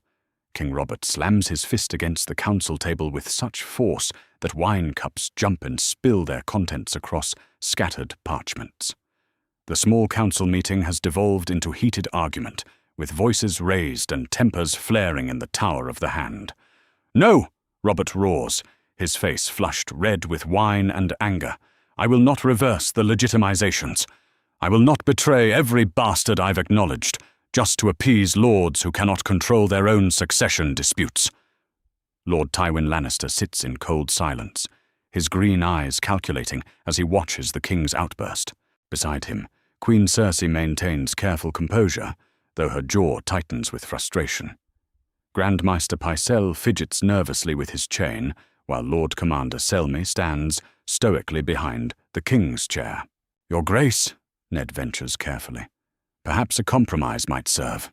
A temporary moratorium on new legitimizations, while we establish clear criteria for future petitions." "The criteria are clear," Robert snaps. "Service to the crown, loyalty in war, merit proven through deed. If other lords cannot demonstrate such service for their bastards, then their bastards do not deserve legitimization." Cersei leans forward with honeyed words. "Husband, the realm bleeds from succession disputes. 16 houses now face civil conflict over legitimized bastards. How many more must suffer before you act? And how many bastards must I betray to satisfy ambitious lords?" Robert counters. "I legitimized your father's bastard cousin last year when he proved his worth. Was that wrong too?" The reference to Cersei's family interests hits its mark. Tywin's expression grows even colder, if such a thing is possible. "Your Grace speaks of betrayal, yet the realm's stability hangs in the balance. Personal sentiment cannot override political necessity." "Personal sentiment?" Robert's voice drops to a dangerous growl. "These legitimizations were granted for service, not sentiment. Every bastard I've acknowledged earned their recognition through blood and loyalty." Ned watches the exchange with growing unease. The investigation into Jon Arryn's death has revealed dangerous truths about royal legitimacy, but raising those concerns now would only inflame tensions further. Instead, he tries a different approach. "Your Grace, what of establishing a formal process? A council to review legitimization petitions based on established criteria. It might provide consistency while maintaining your authority." But Robert waves the suggestion away impatiently. "Enough, the legitimizations stand. Any lord who cannot accept that can take his complaints to the Seven Hells." The meeting ends in bitter silence, with council members filing out while shooting meaningful glances at each other. Only Cersei remains, moving to stand behind her husband's chair with practiced grace. "Robert," she says softly, her voice carrying the intimate tone of a wife, "you're letting pride cloud your judgment. The realm needs leadership, not stubbornness." "Leadership?" Robert laughs bitterly. "You mean capitulation to every lord who whines about lost inheritance? No, Cersei. Some decisions require a king to stand firm, no matter the cost." That evening, Robert announces his intention to go hunting in the Kingswood, as he does when political pressures become overwhelming. The hunt will provide escape from the council chamber's tensions and give him time to think clearly about the realm's problems. "Excellent idea, Your Grace," Cersei agrees with suspicious enthusiasm. "The fresh air will do you good, and hunting always improves your mood." Ned watches this exchange with growing concern. Something in Cersei's eagerness feels wrong, though he cannot identify exactly what troubles him. "Your Grace, perhaps it would be wise to delay the hunt until the succession disputes are resolved." "The disputes will resolve themselves," Robert declares with false confidence. "A few battles, some bloodshed, and the realm will settle into its new reality. It always does." 2 days later, the hunting party rides into the Kingswood with great fanfare. Robert, surrounded by courtiers and knights, seems genuinely happy for the first time in weeks. The political crises fade into distant memory as he focuses on the simple pleasure of tracking wild boar through ancient forest. Sir Lancel Lannister, Cersei's young cousin, serves as the king's squire and wine-bearer. Throughout the day, he ensures Robert's cup never empties, providing an endless supply of strong wine that gradually affects the king's judgment and reflexes. "The boar's trail leads deeper into the forest, Your Grace," reports the Master of Hounds. "A massive beast by the tracks. Dangerous quarry." Robert's eyes light with anticipation. Dangerous quarry makes for glorious hunting. "Come, let's find this monster and test our steel against his tusks." But the strong wine has done its work. When the massive boar finally charges, Robert's reactions prove just slow enough to spell disaster. The beast's tusks find their mark, goring the king before the other hunters can intervene. By the time they drive the animal off, Robert lies dying in a pool of blood and fallen leaves. "Get him back to the Red Keep," Ned shouts, arriving moments after the attack. "Summon every master in King's Landing." But even as they load the dying king onto a litter, everyone knows the wound is mortal. Robert Baratheon, the demon of the Trident, has been felled by a wild boar in his own hunting grounds. Within hours, ravens carry news of the king's death across the Seven Kingdoms. At Winterfell, Lady Catelyn receives the news with shock and immediate concern for her husband's safety. In King's Landing, the Great Sept's bells toll a death knell that echoes across the capital's 7 hills. Prince Joffrey, barely 9 years old, ascends the Iron Throne with Queen Cersei, serving as regent until his majority.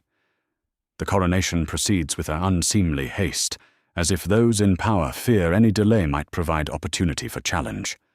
"Lords and ladies of the realm," Cersei announces from beside the Iron Throne, speaking for her young son, "His Grace King Joffrey, first of his name, brings new policies to heal the realm's wounds."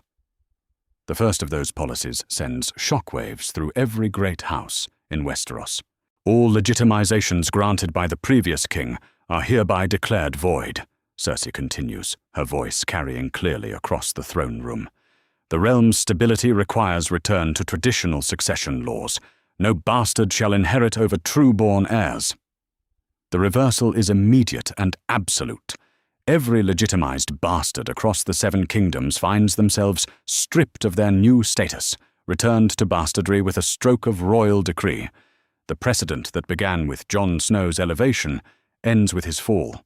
At Winterfell, the news arrives like a thunderbolt from a clear sky. Jon, now 11 years old and showing all the promise his legitimization seemed to justify, suddenly finds himself Jon Snow once more. The Stark name is torn away, his inheritance dissolved, his future cast into uncertainty. "It cannot be," Catelyn whispers, reading the royal proclamation aloud in the Great Hall. "Jon is legitimized by royal decree.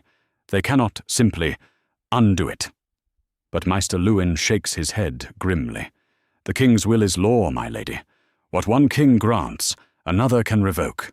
Jon is once again a bastard in the eyes of the realm." Young Jon himself receives the news with surprising composure. Standing in the hall where he once mediated disputes as acknowledged heir, he listens to the proclamation without visible emotion. When it ends, he speaks with quiet dignity. "Then I am Jon Snow again. So be it." Robb immediately moves to his brother's side. "You're still my brother. Still a Stark in all but name. That hasn't changed." "Everything has changed," Jon replies softly. "But not between us. Never between us." In King's Landing, the political ramifications multiply rapidly. Lords who supported legitimized bastards find themselves on the wrong side of royal policy. Houses that opposed the legitimizations feel vindicated, but remain scarred by the conflicts. The realm that Robert thought he was healing through legitimization now fractures along new lines of loyalty and resentment. Lord Eddard Stark faces particular danger as Hand of the King who served under the previous regime. His investigation into Jon Arryn's death has uncovered disturbing truths about royal legitimacy, and now he must navigate the treacherous waters of a new reign. "Lord Stark," Queen Cersei summons him to a private audience, her young son present but silent on the Iron Throne. "Your loyalty to the previous king is well known. His Grace hopes that same loyalty will transfer to the rightful heir." Ned chooses his words carefully. "I serve the realm, Your Grace. That service continues regardless of who sits the throne." "Good. Then you'll understand why certain investigations should be concluded now that King Robert is dead. The realm needs unity, not division based on old questions and older suspicions. The threat is barely veiled. Cersei knows that Ned has discovered dangerous truths about the royal children's parentage, and she's offering him a choice: abandon the investigation and remain Hand, or pursue it and face the consequences. Some questions deserve answers, Your Grace. Justice for Lord Jon Arryn requires. Lord Jon Arryn died of fever. Cersei cuts him off sharply. Any other suggestion would be treasonous. The word hangs in the air between them like a sword. Ned realizes he's walked into a trap. The new regime intends to bury all inconvenient truths along with the old king, and anyone who opposes that plan will be branded a traitor. That night, as Ned paces his chambers in the Tower of the Hand, he faces an impossible choice: abandon his investigation and allow murderers to go unpunished, or pursue justice and risk his family's safety. The walls of King's Landing suddenly feel like a prison rather than the seat of power. Outside his window, the capital sleeps under a blanket of stars, unaware that the Game of Thrones has entered a new and deadlier phase. In the Red Keep's dungeons, cells await those who would challenge the new order, and in the north, a bastard boy who once briefly bore the name Stark must decide what kind of man he'll become now that his legitimacy has been stripped away. The realm bleeds, winter is coming, and nothing will ever be the same. The great hall of Winterfell echoes with the sound of steel on stone as weapons are sharpened and mail is mended. Ravens have carried word of Lord Eddard's arrest throughout the north, and now the most powerful lords of the realm gather beneath the banner of the direwolf to answer the call to war. Jon Snow, 11 years old and once again a bastard, stands beside his brother Robb before the assembled northern host. Though stripped of his legitimization, his bearing commands respect. The years as acknowledged heir have shaped him into a leader, bastard name or not. Lords of the North, Robb declares, his young voice carrying the authority of his birthright. Our father has been imprisoned on false charges by a usurper's regime. We call upon you to honor your oaths to House Stark and ride south to secure his freedom. Lord Greatjon Umber rises from his seat, his massive frame towering over the assembly. The North remembers, young lord. House Umber answers the call. But tell me true, who leads this host? The true-born heir or the... He pauses, choosing his words carefully. The former heir. Jon steps forward without hesitation. We lead together, Lord Umber. Robb bears the name Stark, but I know the North as well as any man here. Our father is in danger. That's all that matters. The declaration sends murmurs through the hall. Brothers united in purpose, setting aside questions of legitimacy for the greater cause of family loyalty. Lady Lyanna Mormont nods approvingly from her place among the assembled lords. House Mormont stands with both Stark boys, she declares. Bastard or trueborn, they both carry wolf's blood. That's good enough for Bear Island. One by one, the great houses pledge their support. House Manderley promises ships and men. House Karstark offers 2,000 swords. Even the typically cautious House Bolton commits significant forces, though Lord Roose Bolton's pale eyes seem to calculate costs and benefits with each word. In her solar, Lady Catelyn reviews supply lists and troop movements with Maester Luwin. The woman who once resented Jon's elevation now finds herself organizing a war effort that depends on both her sons working together. My lady, Luwin says carefully, are you certain about supporting this course? The boys are young to lead such a venture. The risks to Ned are greater if we do nothing, Catelyn replies firmly. And I've watched both boys these past years. Jon may be a bastard again, but he learned leadership as heir. Robb has the birthright. Together, they're stronger than either would be alone. Her words reveal a remarkable transformation. The woman who once saw Jon as a threat to her children now recognizes him as essential to their survival. The legitimization may be revoked, but its effects on Jon's development cannot be undone. Outside Winterfell's walls, the northern army gathers like a grey tide flowing south. 20,000 men march under the Stark banner, more than the North has assembled since Robert's rebellion. At their head ride two boys barely old enough to hold a man's sword, yet commanding the loyalty of hardened warriors through sheer force of will and desperate necessity. The army moves swiftly down the King's Road, covering ground with the urgency of men who know time works against them. At the Green Fork, they encounter the first substantial opposition, a Lannister force under Sir Stafford Lannister, hastily assembled to block the northern advance. "How many?" Robb asks the scouts, his voice steady despite his youth. 8,000, my lord. Mix of Lannister men and levies from the Westerlands. They hold the ford in good order." Jon studies the enemy position from atop his destrier, his bastard sword resting across his saddle. "They expect us to charge straight at their line. Predictable northern tactics." "What do you suggest?" Robb asks, trusting his brother's tactical instincts. "We split our force. You take the main body and demonstrate against their front. I'll take 2,000 men upstream, cross at the shallows, and hit their flank when they're committed to stopping your advance." The plan shows sophistication beyond Jon's years, but battlefield tactics were part of his education as heir. Lord Umber, serving as their military advisor, nods approvingly at the strategy. "Sound thinking, lad, but you'll be outnumbered if things go wrong." "Then we'd better make sure they don't go wrong," Jon replies with grim determination. The Battle of the Green Fork unfolds exactly as planned. Robb's feigned assault draws the Lannister forces forward, while Jon's flanking maneuver strikes like a thunderbolt from an unexpected direction. Caught between two forces, Sir Stafford's army collapses in bloody confusion. Jon finds himself face to face with Sir Stafford himself during the melee. The Lannister knight, despite his years of experience, underestimates the young bastard, wielding a bastard sword with deadly skill. Their duel is brief but decisive, ending with Sir Stafford yielding to preserve his life. "You fight well for a boy," Sir Stafford gasps, blood running from a cut on his cheek.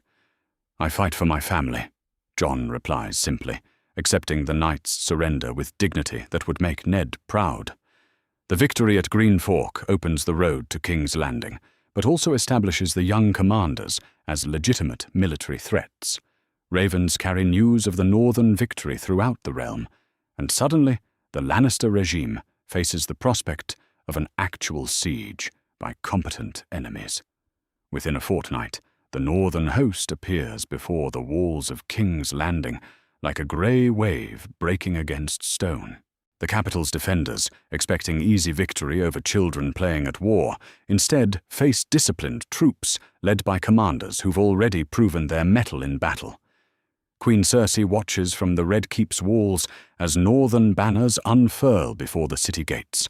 Beside her stands her young son Joffrey, crown weighing heavy on his small head, and behind them lurk the Kingsguard in their white cloaks. "How did children accomplish this?" she demands of the assembled council. "Where were our armies? Where were our defenders?" "The North moves fast when aroused, Your Grace," explains Lord Varys with his characteristic smoothness, "and these particular children have proven more capable than anticipated." Sir Jaime Lannister steps forward, his golden hair gleaming in the afternoon sun. "Let me take a force and break their siege lines.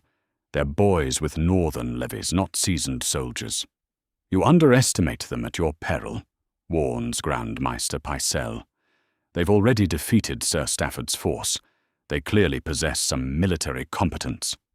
But Jaime's confidence remains unshaken. "Military competence and actual battle experience are different things. I've been fighting wars since before these boys were born." That evening, as negotiations for Lord Eddard's release break down in acrimony, the siege of King's Landing begins in earnest. Northern forces probe the city's defences, while engineers begin constructing siege equipment under the cover of darkness.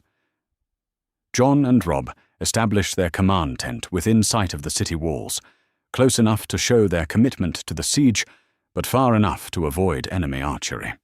Their council includes seasoned northern lords who provide the military experience their youth lacks.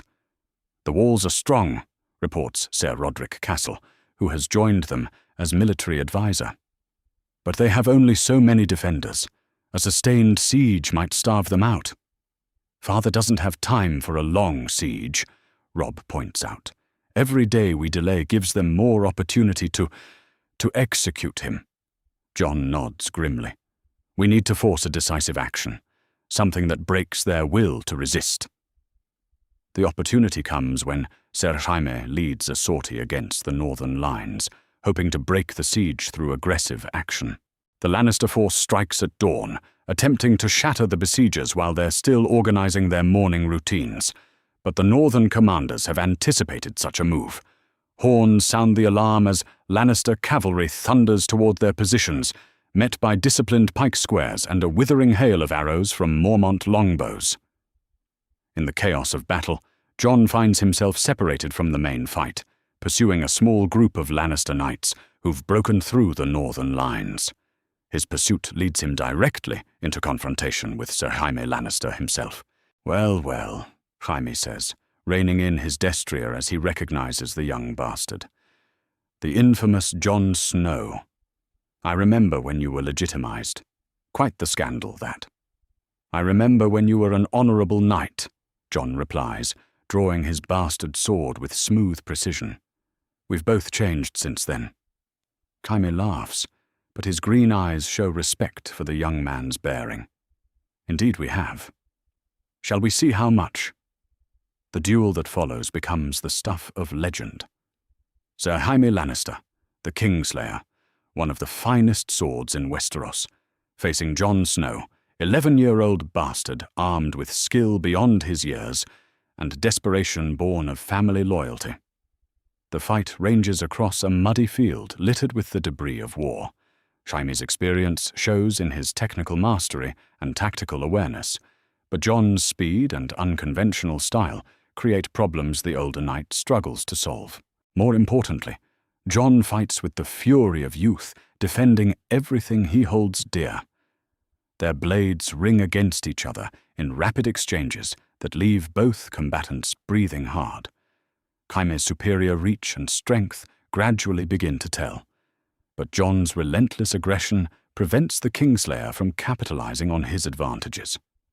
You're good, Jaime acknowledges between exchanges. Better than you have any right to be at your age. Good enough, Jon replies, launching another assault that forces Jaime back several steps.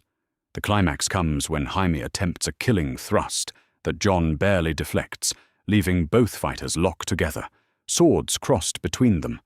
For a moment, they stand face to face, each trying to overpower the other through pure strength. Then Jon does something unexpected. Instead of trying to outmuscle the stronger knight, he steps aside and lets Jaime's momentum carry him forward, then strikes with the pommel of his sword at the base of Jaime's skull. The blow drops the Kingslayer to his knees, stunned and disarmed. Jon's blade finds his throat before he can recover. Yield, Jon demands, his voice carrying across the suddenly quiet battlefield. Around them, both sides have stopped fighting to watch the duel's conclusion. Lannister men stare in shock at their champion's defeat, while northern soldiers cheer their young commander's victory. Jaime looks up at the boy who has bested him, seeing not just skill, but mercy in those grey eyes. I yield to Jon Snow, he says clearly, his voice carrying to both armies. The siege of King's Landing has found its turning point, and winter is coming for the Lannister regime. The great gates of King's Landing shatter like kindling before the northern assault. What began as a siege has transformed into a storming, with stark banners streaming through the breach like grey wolves descending upon their prey. The defeat of Ser Jaime Lannister has broken the morale of the city's defenders, and now panic spreads through the capital's streets faster than wildfire. Jon Snow rides through the breach at the head of his men, his bastard sword still stained with the mud of his duel with the Kingslayer. Behind him follows Robb Stark and 20,000 northern soldiers, their faces grim with purpose. The boy who was once legitimized, then stripped of his name, now leads an army into the heart of the realm. Secure the Red Keep, Jon shouts over the din of battle. Find my father, and remember, we came here for justice, not slaughter. His words echo through the ranks, reminding hardened warriors that they fight for honor, not conquest. The Northern army moves with discipline through King's Landing's streets, avoiding the random violence that typically accompanies a city's fall. In the throne room of the Red Keep, Queen Cersei stands before the Iron Throne with her young son, King Joffrey, barely 10 years old and trembling despite his crown. Around them cluster the remaining King's Guard, their white cloaks bright against the dark stone walls. The sound of fighting grows closer with each passing moment. "Your Grace," urges Sir Meryn Trant, "we must evacuate you to safety. The northern forces have breached the outer walls." "I will not run," Joffrey declares with the false bravery of youth, his voice cracking slightly. "I am the king. Let them come." Cersei places a protective hand on her son's shoulder. "The throne is yours by right, my sweet boy. We'll not yield it to northern rebels led by bastards and children." But even as she speaks the words, the throne room doors burst open. Northern soldiers pour into the chamber, followed by Jon Snow and Robb Stark. The two boys, armed and armored despite their youth, stride across the throne room floor with the confidence of victors. Jon's grey eyes fix upon the Iron Throne and the child who sits upon it. For a moment, the two boys, one crowned king, one bastard rebel, regard each other across the vast chamber. Both are near the same age, both thrust into roles far beyond their years, both shaped by forces beyond their control.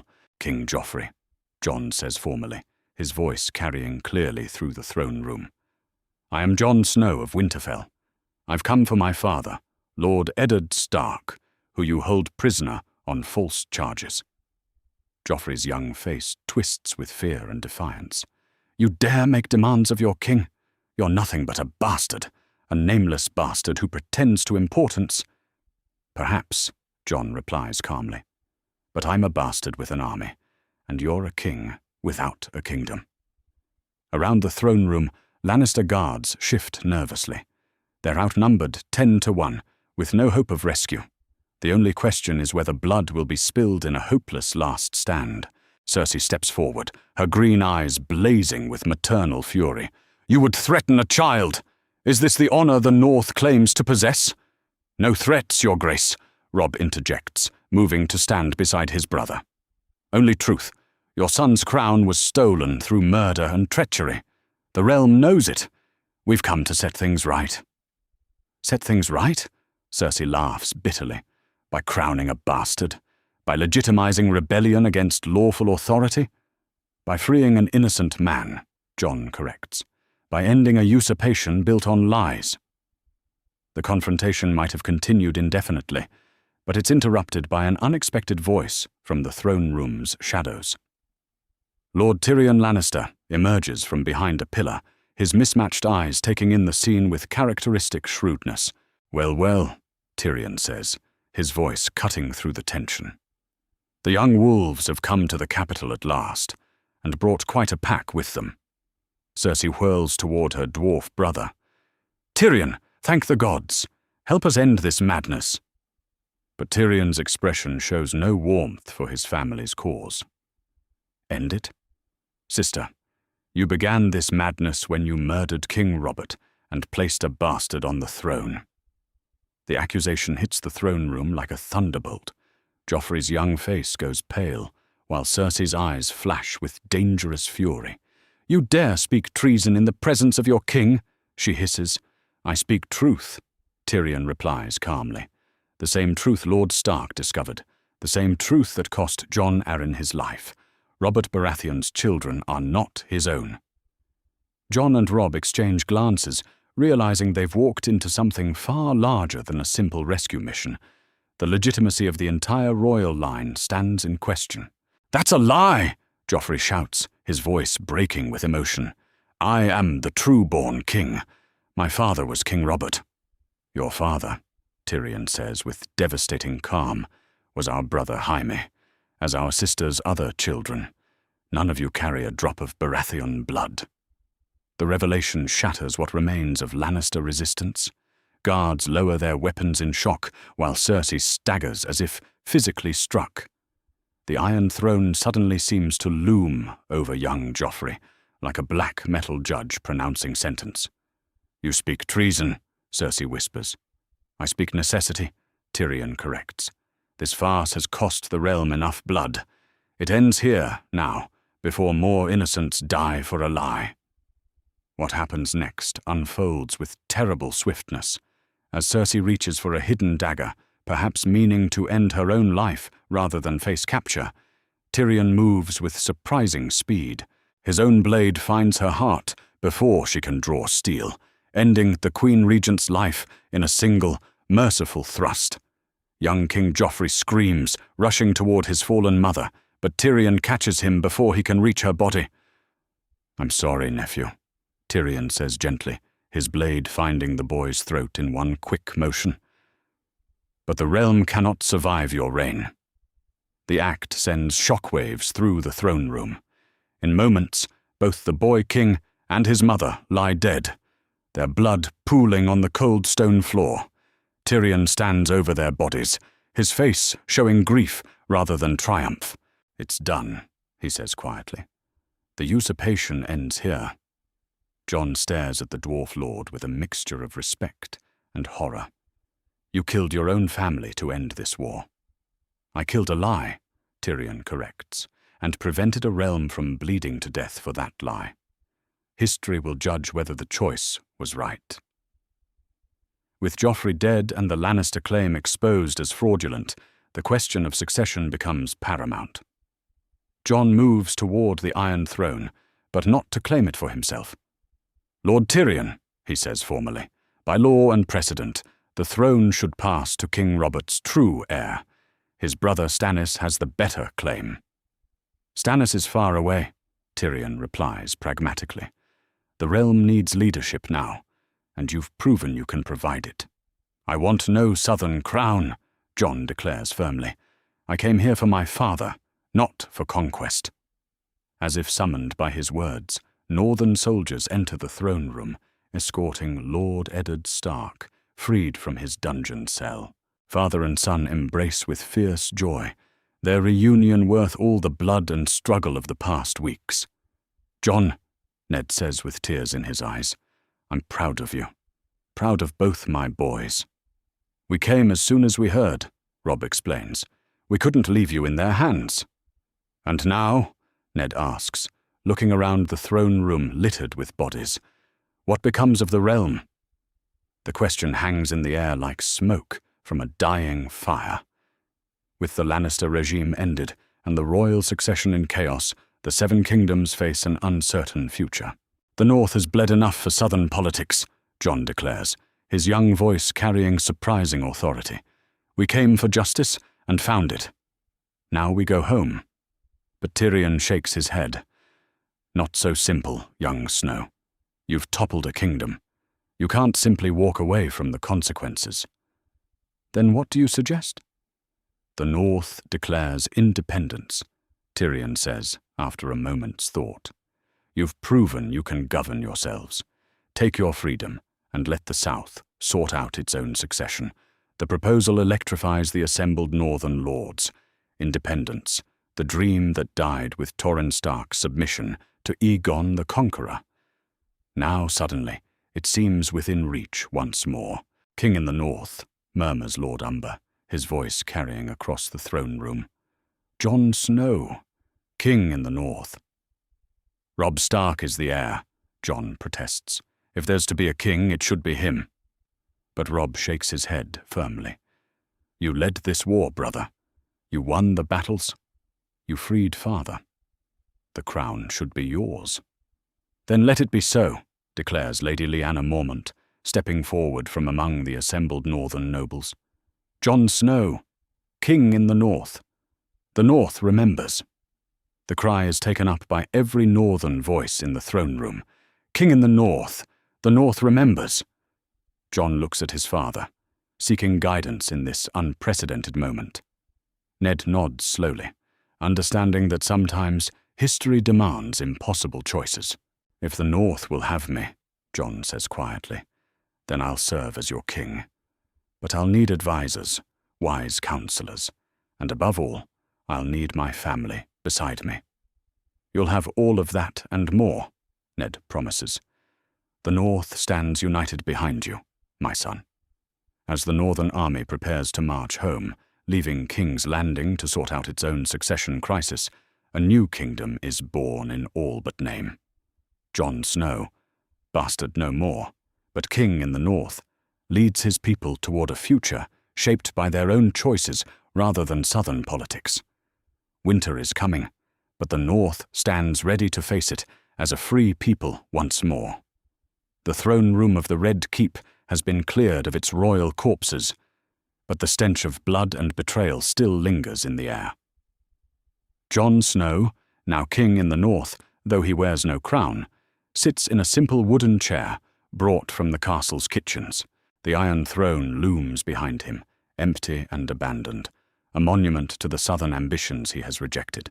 Before him kneel the surviving Lannister loyalists, captured knights, frightened lords, and servants who served the regime that fell. Among them, Sir Jaime Lannister bears his defeat with surprising dignity, while scattered Westerland lords await judgment for their loyalty to the wrong cause. Lords and knights of the Westerlands, Jon begins, his young voice carrying the weight of kingship despite his age, you served your liege lords faithfully.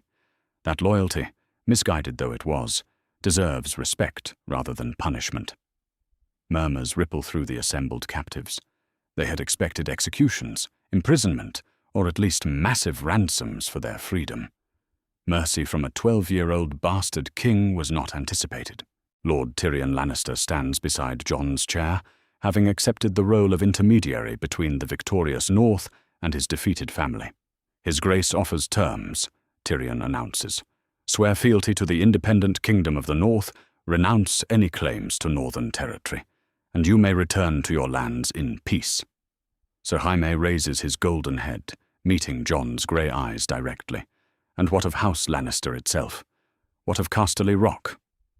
Casterly Rock remains yours, Sir Jaime, Jon replies. Your brother Tyrion has proven that honor can exist even in a disgraced house. Rule your lands well, serve the realm honestly, and the North will consider House Lannister redeemed. The clemency extends beyond mere political necessity. Jon understands that endless cycles of revenge and retribution have bled the realm dry. Better to show mercy now and build lasting peace than to sow seeds of future rebellion through harsh justice. I accept your terms, Jaime says formally, bowing his golden head. House Lannister swears fealty to Jon Snow, king in the North, and renounces all claims to northern lands and titles. One by one, the other prisoners follow Jaime's example. Knights and lords who expected death receive freedom instead, bound by oaths of loyalty to a king they had tried to destroy. It is a gamble that mercy will prove stronger than vengeance, but Jon believes it represents the North's best hope for lasting peace. With the political settlements concluded, the Northern army prepares for its journey home. 20,000 men who marched south as rebels now return as the army of an independent kingdom. Their young king rides among them, not in royal splendor, but as one more northern lord returning to his proper place. The journey north proceeds in stages, with stops at major castles and towns along the way. At each halt, Jon holds court and receives the submissions of lords who choose to recognize northern independence. Some join eagerly, tired of southern politics and royal taxation. Others submit reluctantly, recognizing the reality of northern military strength. But it is at the Twins, seat of House Frey, that Jon faces his most significant political test. Lord Walder Frey, ancient and bitter, has controlled the crossing of the Green Fork for generations through a combination of strategic location and ruthless pragmatism. So, the old lord croaks from his carved chair. The bastard boy thinks to be king. And what makes you think the Freys will bend the knee to Snowblood? Nothing, Jon replies honestly. I offer alliance, not demands. The North needs friends, not subjects. But those who stand against us will find themselves isolated in a hostile world. Lord Frey's watery eyes study the young king with calculating interest. Here stands a boy barely 12 years old who has toppled kingdoms and slain kings. The old lord recognizes strength when he sees it, regardless of its source. The phrase will acknowledge the kingdom of the north, he declares finally. But we want assurances, trade agreements, marriage contracts for my family, recognition of our rights and holdings. Granted, Jon agrees without hesitation. The north values reliable allies. House Frey has much to offer a kingdom that seeks to govern itself. Meanwhile, at Winterfell, Lady Catelyn paces the great hall with nervous energy as she awaits news of her family's return. Ravens have brought reports of victory and her husband's freedom, but seeing them safely home will bring the only peace her heart can accept. When the northern army finally appears on the horizon, banners streaming in the cold wind, Catelyn rushes to the castle's walls to watch their approach. At their head ride three figures she recognizes even at a distance: Ned, Robb, and Jon, all safe and victorious. The reunion in Winterfell's courtyard brings tears to every eye. Catelyn embraces her husband and son Robb with fierce joy, then turns to face Jon with an expression of deep conflict. The boy who was once a bastard, then briefly legitimized, then bastard again, now returns as a king. "Jon," she says quietly, and every person in the courtyard falls silent to hear her words. "I owe you an apology. Several apologies, in truth." The admission surprises everyone, most of all Jon himself. "My lady, you owe me nothing."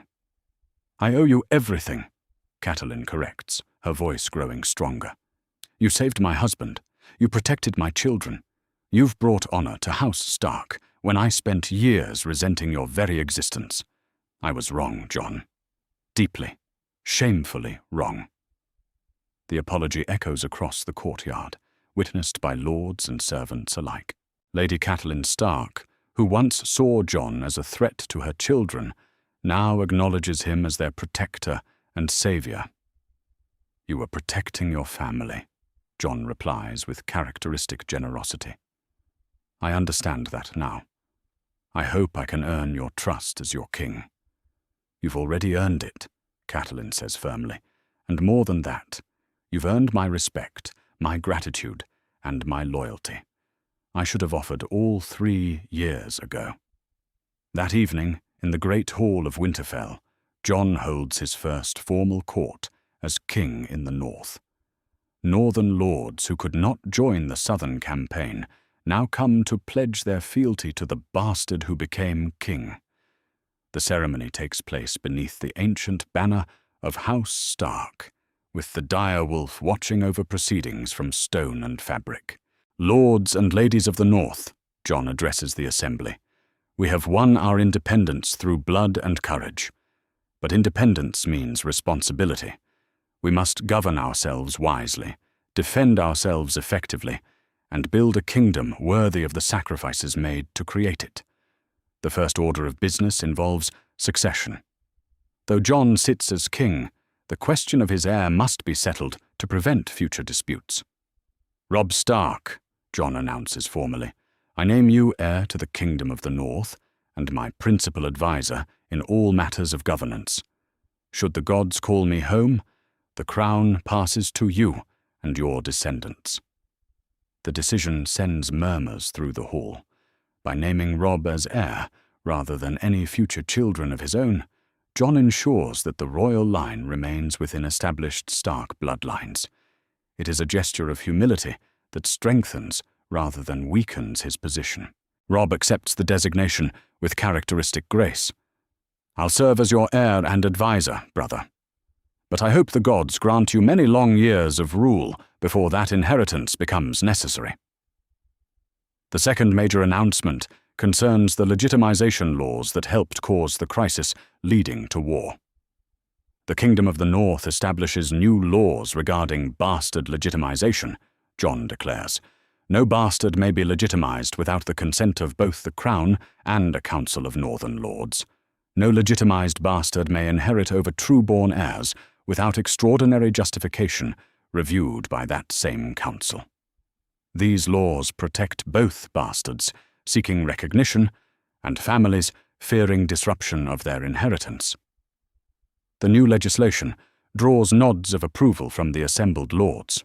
By requiring multiple levels of consent, Jon has created a system that prevents the arbitrary legitimizations that destabilized the realm while still allowing worthy bastards to achieve recognition. Maester Luwin steps forward to record these laws formally.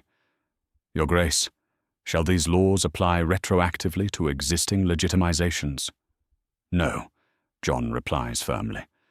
Past legitimizations granted under proper authority remain valid, but future cases will be judged by northern law rather than royal whim. As the formal ceremonies conclude, the Stark family gathers privately in Ned's solar. For the first time in months, they are complete. Ned and Catelyn, Jon and Robb, young Sansa and Arya, and baby Bran in his mother's arms. The family that was torn apart by southern politics has been reunited by northern steel. So, Ned says with a tired smile, my bastard son has become a king. The gods certainly have interesting plans for our family. Your son, Catelyn corrects gently. Bastard or not, legitimized or not, he's proven himself worthy of the Stark name through his deeds. Jon looks around the solar, seeing not subjects but family. The burden of kingship weighs heavy on young shoulders, but surrounded by those who love him, it seems more bearable. The crown changes nothing between us, he says quietly. I'm still your son, father. Still your brother, Robb. Still part of this family that means more to me than any kingdom. The crown changes everything, Ned corrects with paternal wisdom. But not what matters most. We're still family, still Starks, still bound by love and loyalty, stronger than any political necessity. Outside Winterfell's walls, snow begins to fall again as autumn deepens toward winter. But inside the castle, warmth radiates from fires and hearts alike. The North has found its king, and the king has found his home. Winter is coming, as it always does. But for the first time in generations, the North will face it as a free people, governed by their own laws and protected by their own strength.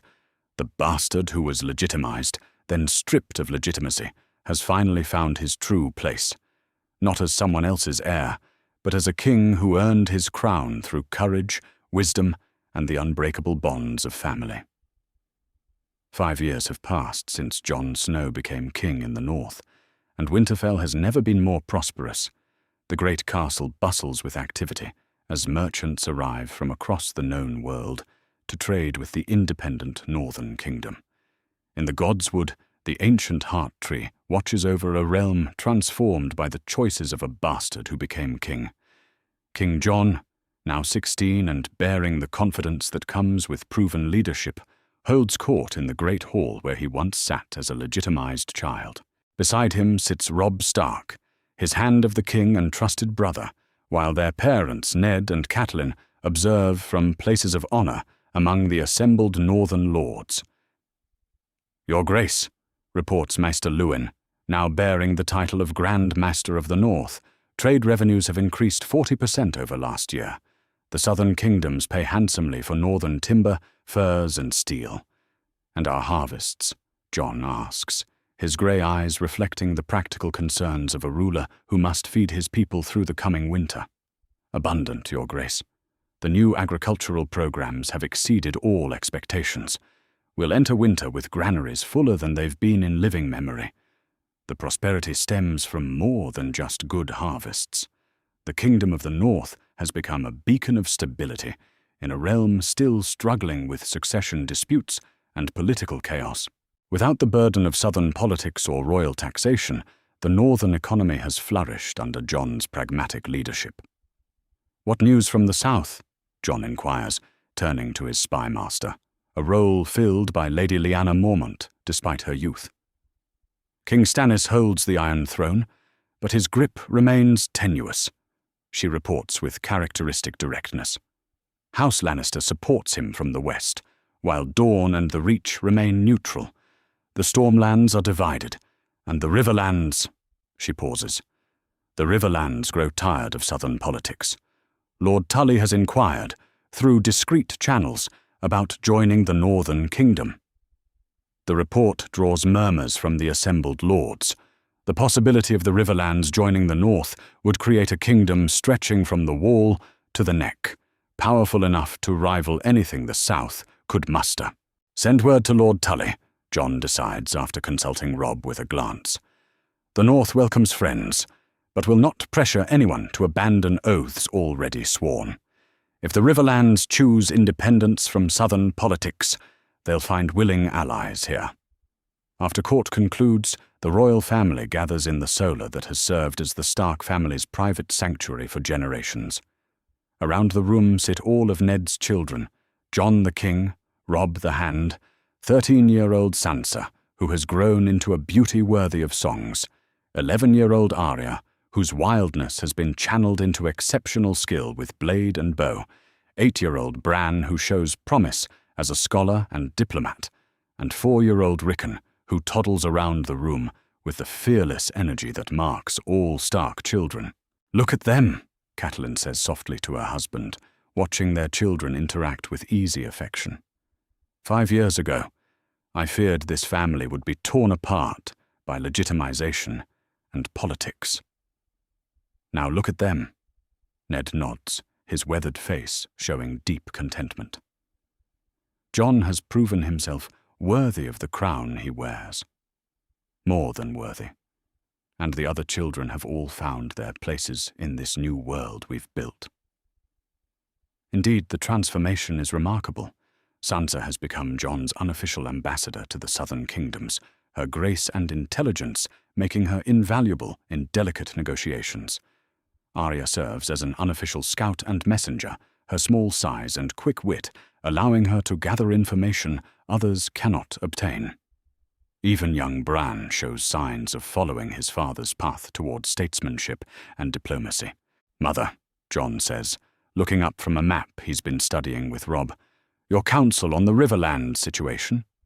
Uncle Bryndon's letter suggests genuine interest in joining the Northern Kingdom."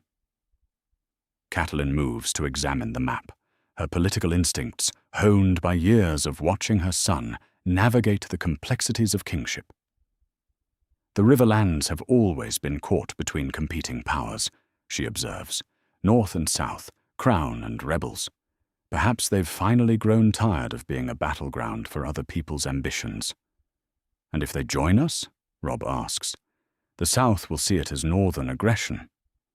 "The South can see it however they choose," Jon replies with quiet confidence.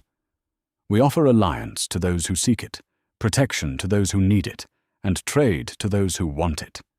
If that threatens southern kings, perhaps they should examine their own policies." The conversation is interrupted by a commotion in the courtyard below. Through the Solar's windows, they can see riders approaching under the banner of House Manderley, their horses lathered from hard travel. Within the hour, Lord Wyman Manderley himself stands before the assembled royal family, his considerable bulk heaving from exertion, and his face grave with important news. "Your Grace," he reports, "momentous news from across the Narrow Sea. Daenerys Targaryen has hatched 3 dragons in the ruins of Vaes Dothrak.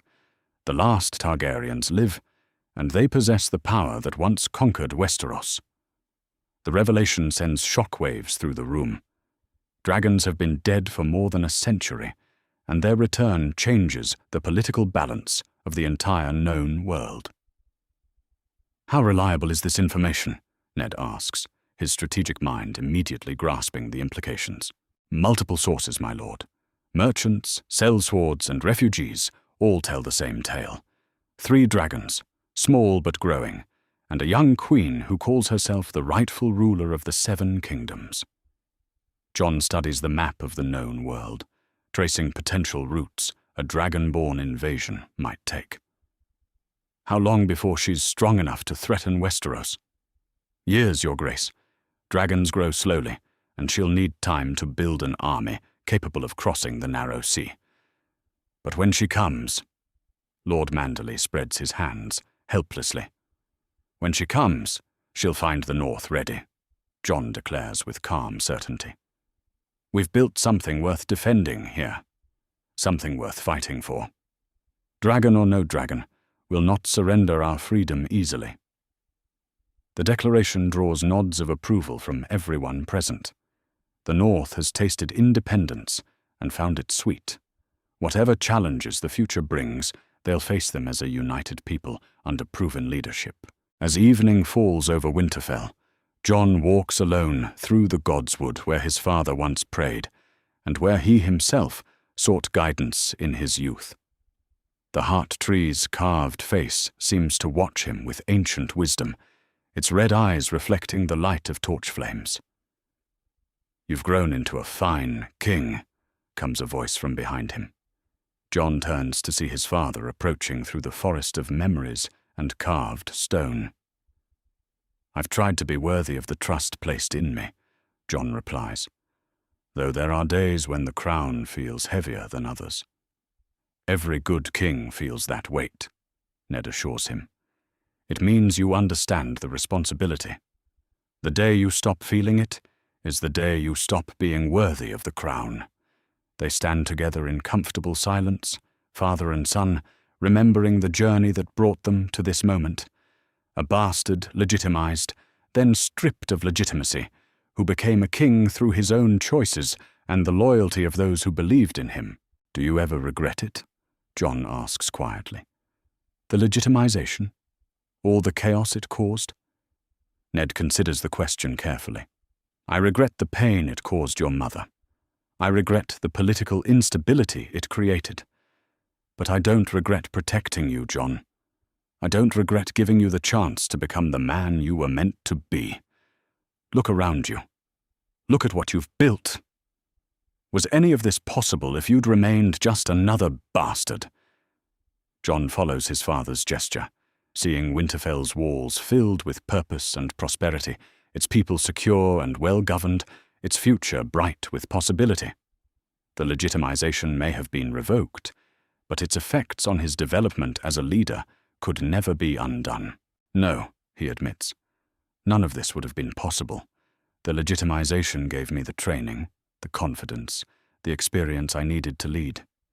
Even after it was taken away, those lessons remained." "Then it was worth it," Ned says simply. "Every difficult choice, every political consequence, every moment of pain. It was worth it to see you become the king the North needed." As they return to the castle, snow begins to fall again, the first snow of what promises to be a long but manageable winter. Inside Winterfell's walls, the Stark family gathers for their evening meal, united and strong, despite all the trials that sought to tear them apart. Jon takes his place at the head of the table, no longer a bastard seeking legitimacy, but a king who has earned his crown through deed and sacrifice.